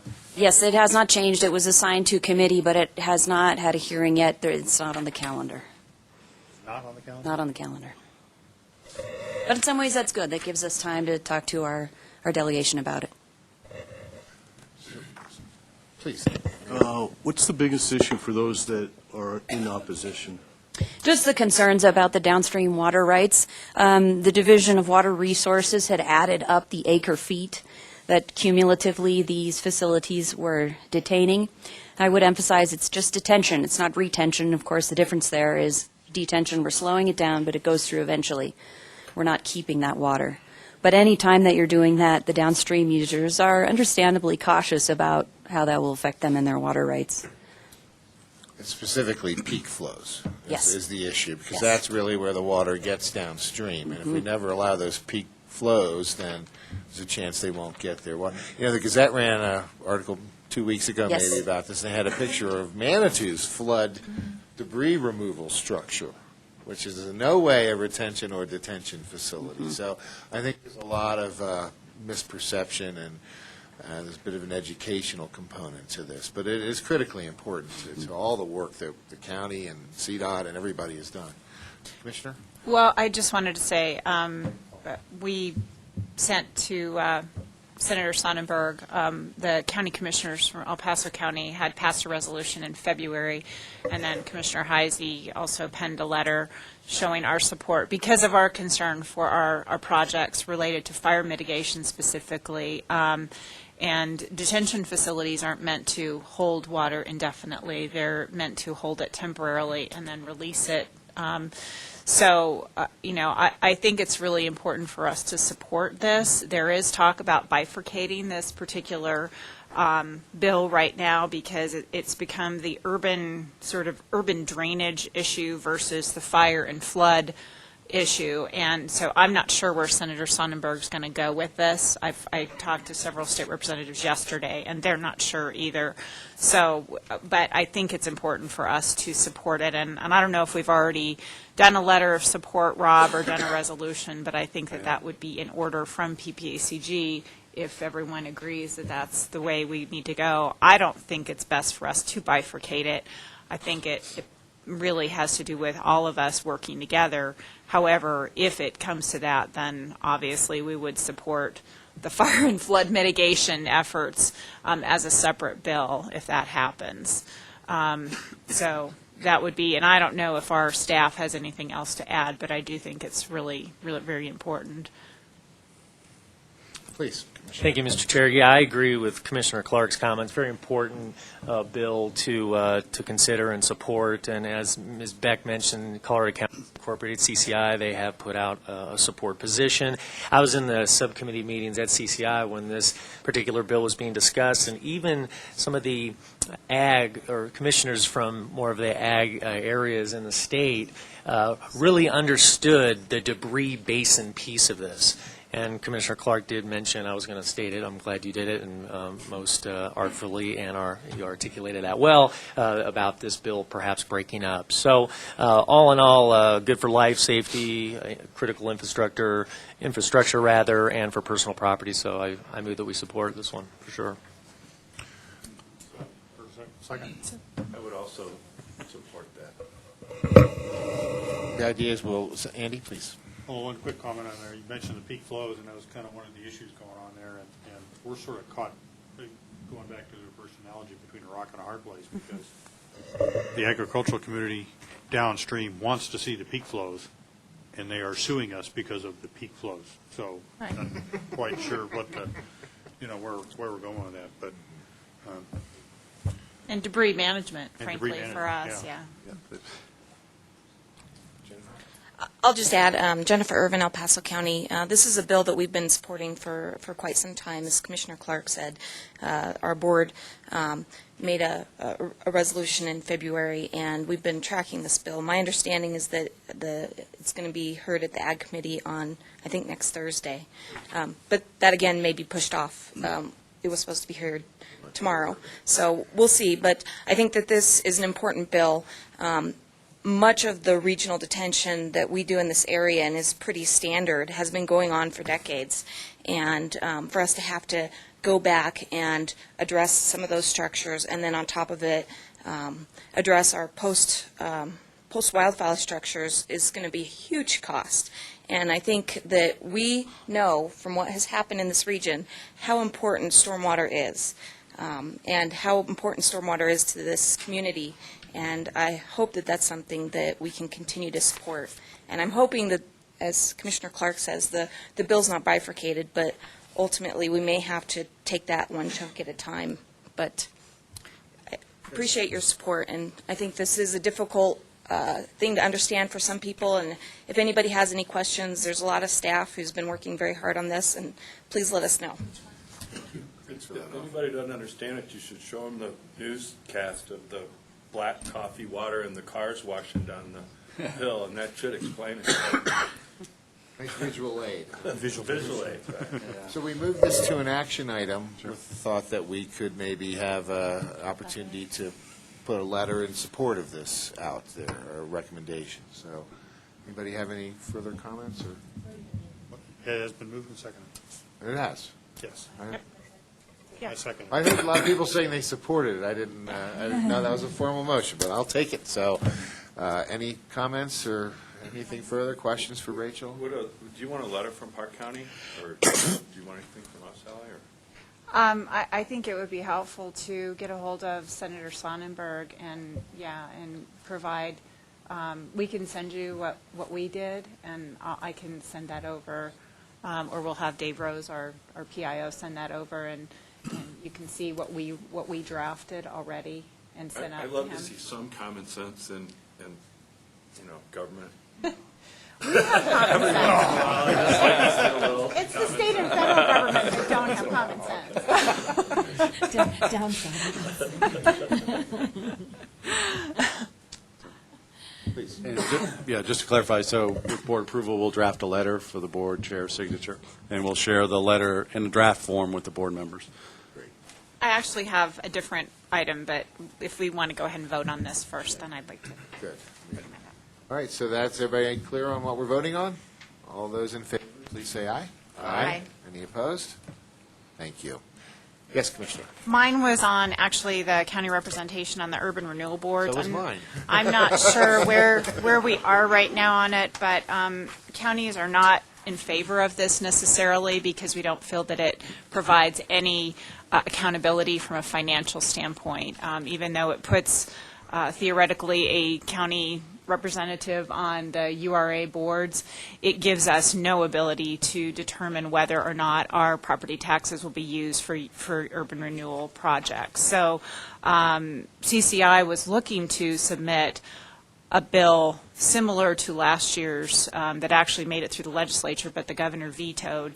I'm not sure exactly where that is now. I don't know if Dennis has any more information, but there has been a lot of discussion about urban renewal authorities in general, and counties don't just want an unmeaningful seat at the table. We want to make sure that that's meaningful, that we have an opportunity to review urban renewal plans prior to taking our county mill levy to fund them, so in the tax increment arena. So I just wanted to point that out, that while CML supports it, it's sort of a, yeah, we'll throw you a bone, but it's not really enough. It really doesn't have any teeth in it. So I would assume that this board probably should just monitor this, but other than that, CCI is not in favor of this bill. Thank you. So while we have Rachel's, anybody have any questions or thoughts on any of the other bills we're tracking before we let her go? Thank you, and we'll get that letter right off. Okay. So Section 7 is our informational items. We'll start with 7A, Connect for Health Colorado and State Health Insurance Program Update. Hey, Mark, can I ask one thing? I'm sorry. Sure. I know I'm kind of out of order here. The other counties and the folks at the table, the severance tax bill that's going through right now with regard to taking severance tax and putting it into the general fund, I was just curious in terms of feedback, because I'm getting calls from my legislators, and I know actually Manitou benefited from $3 million, I think, on disaster recovery through that severance. I don't know if it was the mineral impact or severance tax, but any feedback that you can, I don't know if you want to talk about it now or just talk to me offline, because our legislators are asking about it. And I did note that I believe Representative Joshi did support moving that money, I think, into the general fund. So those of you that probably get more severance tax than we do, I would assume that that would be an important issue for you. It is for us, Commissioner Clark. Obviously, in Tiller County, dealing with the largest gold mine in the state of Colorado. So, the Anglo Gold Group, they're pushing against this, and I have contacted a few of our representatives in the House and the State Senate, and letting them know where we're coming from a Teller County perspective. And I believe CML and CCI are opposed to that, up to moving it into the general fund. Yeah, my understanding is there's been some talk about what the pot of money is, because what they've gotten in the habit of the state doing is pulling out a lot of those funds into an exigent fund, funds that they can get right out the door for local matches to complete projects. And so if they keep that in place, then whatever the balance is, I may have that backwards, but I think that last I heard, that was the discussion point was it the entirety of the severance taxes, or was it all that wasn't put into these exigent type of funds? So if that's the case, I think we could still get keep our local projects going and be available of some of those funds. But it's still a worrisome trend to put those into the general fund. They've been extremely helpful, critical for our Manitou Springs. So. Yeah, $20 million. I don't know if that was mentioned or not yet. Okay. Thanks. Sorry. Well, thank you, yes. Hi, good morning. Lisa Hietala, PPACG Insurance Programs Manager. I'm just here to kind of give you an update since we have finished our second round of open enrollment for the Connect for Health Colorado Marketplace.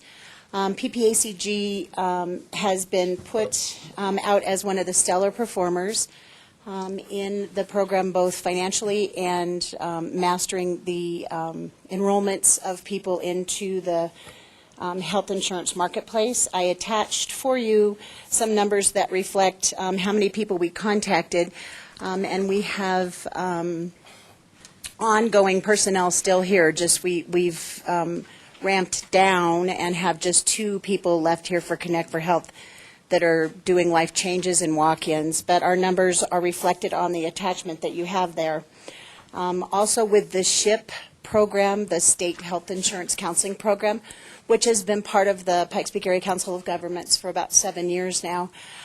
We saw close to 3,700 people during the last year of funding, and we're one of the top performers in the state of Colorado. And we take care of Park, El Paso, and Teller counties, which is our service area for PPACG. But for our SHIP dollars, we also reach out to Fremont Lake, Chaffee, Custer, Los Animas, Hinsdale, and the lower part of Mesa, I believe. So those numbers reflect that area and less traveling and more ability to do it via conference calls and things like that. Our funding for SHIP has been renewed for this next year with no cuts, which is kind of unusual because the rest of the state programs took some cuts in there. And we did give up access or service providing to Hinsdale County because it's this big, and we had about 6 calls from that area during the whole year last year. But we've been able to retain and maintain our funding stable, and have also been able to keep the training grant, which provides training and education materials and expertise around the state for all SHIP counselors, and also the subject matter expert grant. So our funding remains static. It's pretty good. It is. Well, congratulations to you and all the staff for rolling out a first-class program and a model for the rest of the state to follow. Thank you. Any questions for Lisa? Thank you. Item 7B is the 2040 Moving Forward Final Plan Timeline. Hello, Craig. Good morning. Craig Casper, Regional Transportation Director for Pikes Peak area. We are on course for an August final adoption of the Long Range Plan. However, there are subcomponents of the plan that you'll be seeing, and there's also other activities. So what you see in the calendar includes those. The first one was release of the non-motorized plan this month, which you all did. Thank you very much. Next month, you will be getting a TIP Amendment 28 that includes recommendations on which projects to fund with the call for projects. Powers Boulevard, I don't think I'll be giving anything away when I say it scored better than everything else. It had about 528 points. The next highest score was, I think, 318. So it was clearly the best project. So it's looking good. It looks pretty good, yeah. There was more requests for funds than we have available. However, some of the projects may qualify as under the 2016 to 2019 TIP as a cost overrun, so we're going to be working with the TAC and trying to figure out some of that. Also, in May, you will be releasing the 2016-2019 TIP for public comment, and or at least we hope you are. And then also hope you'll be releasing the combined regional transit and specialized transit plan. In June, we're on course for adoption of the non-motorized plan and releasing the overall RTP for public comment. In July, it would be approval of the 2016 to 2019 TIP and the combined transit specialized transit plan. August would be approval of the overall RTP and then review of our 2-year work program. We do a forecast, do a 2-year plan for PPACG staff and then all the other transportation planning activities that happen in the region. And so in September, we will be asking you for approval of that 2016 and 2017 Unified Work Program. So that is, and also in September, we'll be starting the 2017 to 2022 or so TIP because a lot of our job is like hamsters. It's a wheel, it just goes around and around and around, and we finish one and we start the next, so. Went to Roman numerals for that end date, huh? Yeah, we don't know if we're going to do the 4-year that's the required, if we'll do 6 or whatever, so. So that is our timeline for the next couple of months. Are there any questions? Doesn't appear to be. Thank you. Thank you. So item 7C is non-motorized representation on the TAC. And a couple of months ago, we were approached at the TAC meeting by Trails and Open Space Coalition, looking at the effort that had gone into the non-motorized plan, and looking for more representation directly concerning non-motorized issues on the TAC. They asked for that. We've had a couple of months' worth of discussion. As Jennifer mentioned, there's not a unanimity of decision by any stretch of the imagination. So we went and looked at other transportation management areas, the larger ones, so similar to us, in the, I guess, Mountain West, and looked to see what they do, and you can see that on the chart. Also, what's not shown there is how the MPO is staffed, and some of those MPOs also have a staff member who is just focused on non-motorized issues. There's no way in the world we could do that. But that's something else that we found out when we were looking through that. So I think Susan, she had a letter. I don't know if you have anything else you want to say, but we'll be continuing that discussion at the TAC meeting. So. Please, Andy, and then we'll go around the board, and then we'll have some folks from the audience come up. Yeah, I'm glad that you're going to continue the discussion. I'd like to see at some point a recommendation come up as to how, how to do this, if to do it, and so forth. So. Yep, that's. And perhaps even add sailing boats. Sally, and then. Well, then to Sharon. Just had a question, and I think Councilwoman Thompson brought this up. Is it just this is for the general TAC, correct? But is there a subcommittee for non-motorized transportation, or is it, that's kind of my question, because it's a very specific request from a very specific nonprofit. Is there a subcommittee just on the non-motorized that they could? In the past, we still have on the books the Transportation Enhancement Subcommittee. It's a committee that was focused on transportation enhancement funds. If you read the bylaws, it also had a lot to do with the pool of funding that committee advised on is gone. It could be adopted or adapted to the Transportation Alternatives Program focused on non-motorized. That is one option. It was discussed at the TAC, and that got even less support than the representative is reconstituting that. People didn't want to have another meeting to go to.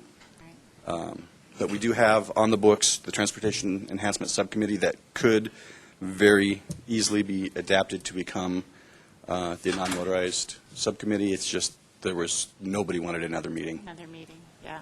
So, and I guess my question, we don't, and I think we discussed this at the last meeting, we don't have any other nonprofits that serve on the TAC in general. It's government agencies, correct? Primarily, yes. It's the Yep. primarily or well, we have non-voting representatives. So. And what are the other non-voting? The military bases. Okay. As experts on the military issues, so we have non-voting expertise. Right. Thanks. You okay, all set? So I have to agree somewhat with Vice Chair here that, we would really, I think, benefit from a TAC recommendation on this issue. So that may be a request that I'd like to see for the next TAC meeting is maybe they can have further discussions and ultimately a vote with a recommendation. So. I will go out on a really big limb here saying it will not be a unanimous recommendation. I get that impression, but please.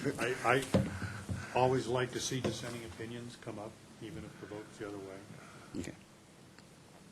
Any other board members have any comments, I think questions? when you look at if you look at this little sheet they gave out on the importance of cycling economic benefits, and they don't even talk about the health benefits, and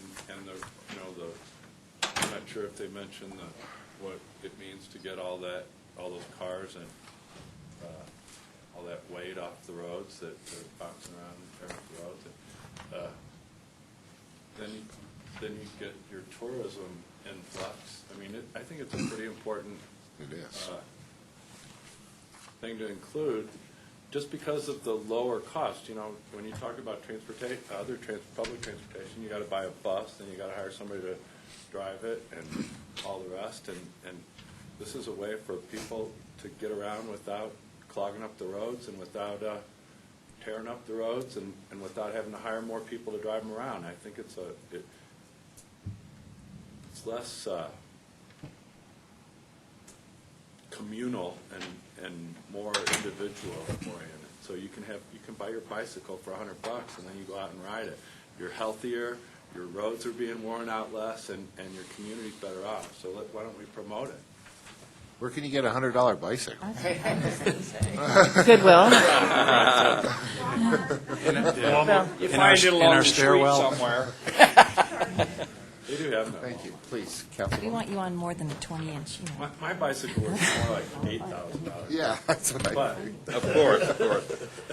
Coming to your house.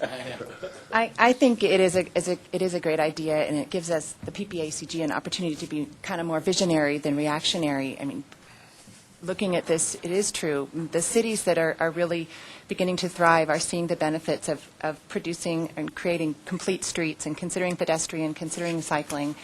And we should be doing the same and kind of looking out and making decisions that are more visionary, and trying to consider those multimodal forms of transportation is crucial to that. So if it's a way to find, I don't know, a negotiated settlement, maybe you could consider having it be a temporary position for a few years. I mean, it's an option to see if that works, especially as we're trying to implement the 2040 plan and we're considering non-motorized and all these other things. I mean, that voice, that cycling voice, and it's not necessarily a nonprofit. I mean, it's not. It may have been originated from the voice of a nonprofit, but this is not a nonprofit issue. This is an entire regional issue of cycling, and you're talking about Powers, for instance, and trying to reduce the number of cars on Powers is one of those answers is bike lanes. So I think it's really important to at least have that conversation and consider adding that non-voting voice to the TAC. Mr. Chair? Please. I agree with what's been said, but I would like to hear why this position belongs on TAC instead of CAC. It appears to be more of a citizen than a technical. So. And that was a question that was asked. It's because it was technically focused. It's a technical expert, not a community representative, and that was the gist that came out during the TAC meeting. Was they're providing technical expertise similar to the military provides on the TAC and the other TAC members provide. So. Any other board comments? Does anybody from the audience like to come up and speak briefly to this issue? I'm trying to get everybody who needs to get up to Woodman Park and ride plenty of time to get there safely. Okay, very good. Well, I appreciate the comments that were brought forth, and yes, I do think, TASC working with the local company SRAM helped get this study done, and I think it is an impressive number, and it's a number that we're going to be sharing with the community. So I do think it's the right time for this. You have the new plan, we have an economic benefits of cycling, and we have this opportunity to bring on, I think, a really valuable voice. Now, you saw the sheets that show what other similar regional organizations do. I had conversations with the transportation planner, both in Denver and Fort Collins, and they say that voice brings immense value to the process. Again, it's a non-voting voice. But they seem to think that this has worked very well. It's been 15 years in Denver. It's been 4 years in Fort Collins. It's a non-voting position in Fort Collins. It is a voting position in Denver in that same sort of capacity. And I think we can look at both of those regions and say they've made incredible strides in the area of non-motorized transportation. So I would ask you to give it a try. I really don't see the downside of this. I don't think we're going to have droves of people in other interest areas wanting to come and be part of that committee. I just don't see it. But I do think that this would add great value to that process. Well, thank you. It's obviously very important. We, all of us have plans, long-range plans, and almost to an entity. It includes health and wellness and outdoor recreation and connectivity. So I think and getting 600 public comments really shows how much the community is invested and cares about this issue. So, Well, and TOSC has really tried to be a leader in that area. I mean, we spearheaded 1A and championed that because we knew that was going to be good for the county in terms of parks and trails, and we spearheaded this economic study. So, I mean, we really want our 1,000 members plus other partner nonprofits really want what's best for this region, and we think this is a step in that direction. Thank you. Thank you.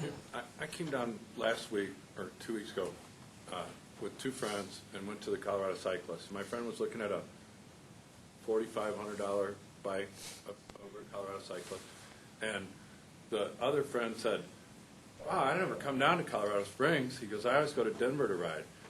And he's worth, it says how much he's worth here, I can't remember. He's worth quite a bit of money to this town. And so people up in the mountains can only ride during certain times of the year. It's still, it's still too cold up there. So they're coming down here just to ride, just to come for a day for a ride. So it means a certain amount of money just for that guy.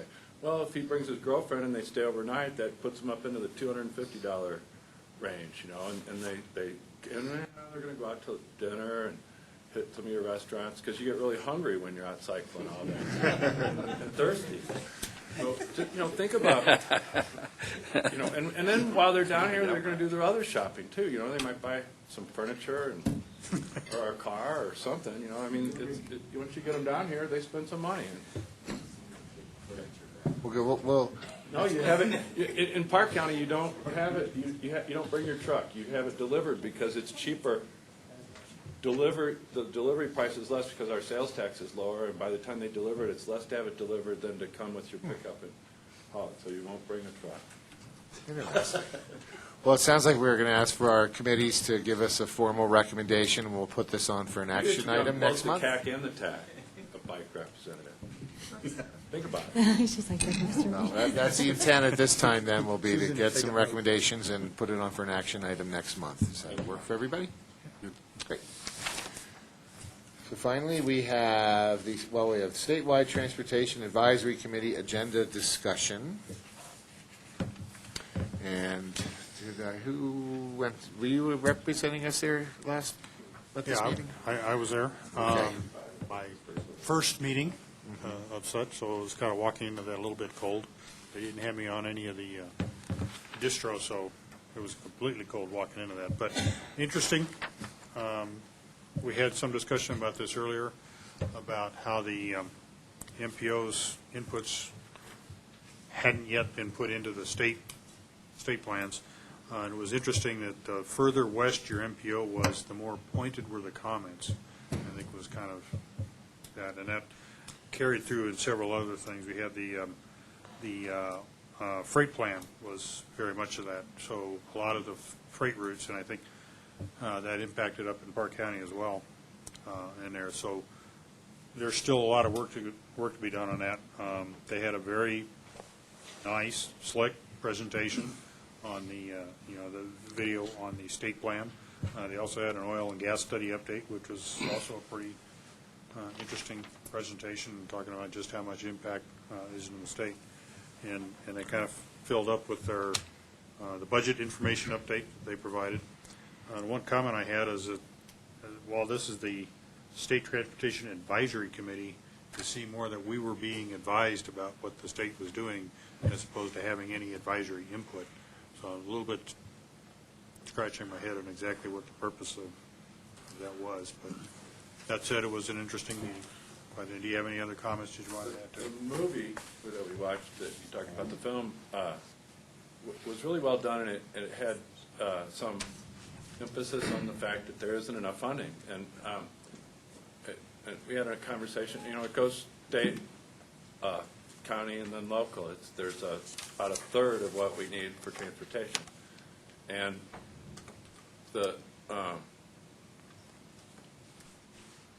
using a film like that, I don't know how you get it to the public, because it's pretty much preaching to the choir when you tell us that we need more transportation money. I mean, we all realize that our communities are negatively affected by lack of transportation funding. And so this, to do an interesting little film like this that points out the specifics of the lack of funding and why, why it would help us to have it. I thought that was really useful, but it needs to get out more to the public rather than just to the folks that already know that that's the problem. And then, the other thing that we were taught here is that it costs 10% of what it costs to rebuild a highway to keep it in good shape. And so, what Karen's doing this afternoon, and it's a move for CDOT to get the word out to the public and explain to them how little they spend on transportation funding right now. I mean, what a small portion of their income goes to transportation funding, and then to show how it could really help us if we bumped it up a little bit. And this is a problem everywhere. When you look at the state of Colorado, needs a bridge that's 1.2 billion, however you want to figure it. That's most of our annual budget for funding the entire state. It shows that this isn't a sustainable situation. And if we don't do something to start funding transportation, we're all going to fall into a hole, and that's where we're going to stay. Well said. Thank you. So any questions for Councilman Pico or on the Commissioner? Okay. So then our final item is the annual report. Somebody going to brief us on that? Here comes Rachel. We've saved the prettiest, and don't worry, the shortest item for last, and that is our 2014 annual report. We have finalized our numbers for the year, as well as listed all of our accomplishments for the year. So we have that up on the homepage of our website now, and it's at the printer. We had hoped to have the printed copies for you today, but they got a little backed up. So we'll mail those to you as soon as they arrive.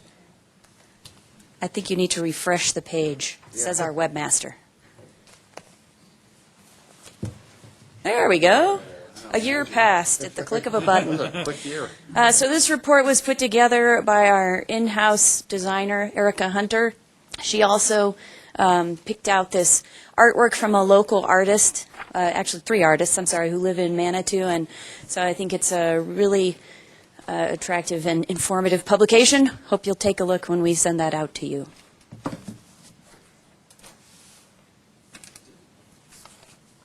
Questions, comments? Ready? Say 3 local artists drew that? 3. Well, I don't think they all worked on, there's 3 throughout the report. I don't think they all worked on that particular painting.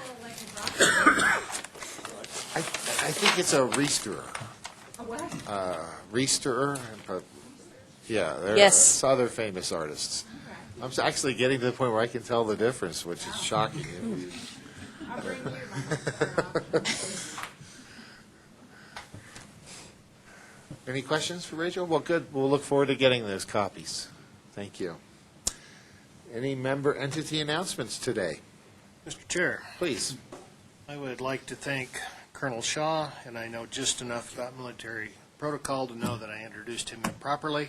When you're about ready to get your star pinned on, there's a better way to introduce you, but congratulations on that, but in particular, thank you for either being here or sending a representative to this meeting, because I know we spend a lot of time talking about stuff that doesn't affect you, but it's important to have you here when we do talk about those things that affect you. So thank you, sir. So, thanks, Commissioner Heise. Let me just say, I think it was sort of an experiment a little less than 2 years ago, bringing the military installation leadership as non-voting members. I think, from my perspective, it was a terrific move, and I can't wait for you to meet my replacement, Colonel Doug Schess. We're looking right now at an early June change of command, and he is smarter, funnier, and better looking than I am, so he will be a terrific add to this forum. But thanks so much for, and I realize that my fellow wing commanders are not here now, but if they were, we're all leaving this summer, and we're all going to miss being a part of this forum. We all think it was of high value, so thank you. Thank you, Commissioner, for making that comment, because we are going to miss you. And I think it has been an excellent relationship with adding you folks on as non-voting members has really been a great communication vehicle for all of us. So, thank you. Shows how beneficial non-voting members can be. I know. It is a testament to that. Any other member entity announcements? When's our next meeting? I believe it's May 13th. May 13th. See you all then. We are adjourned. Thank you. Thank you, Mark.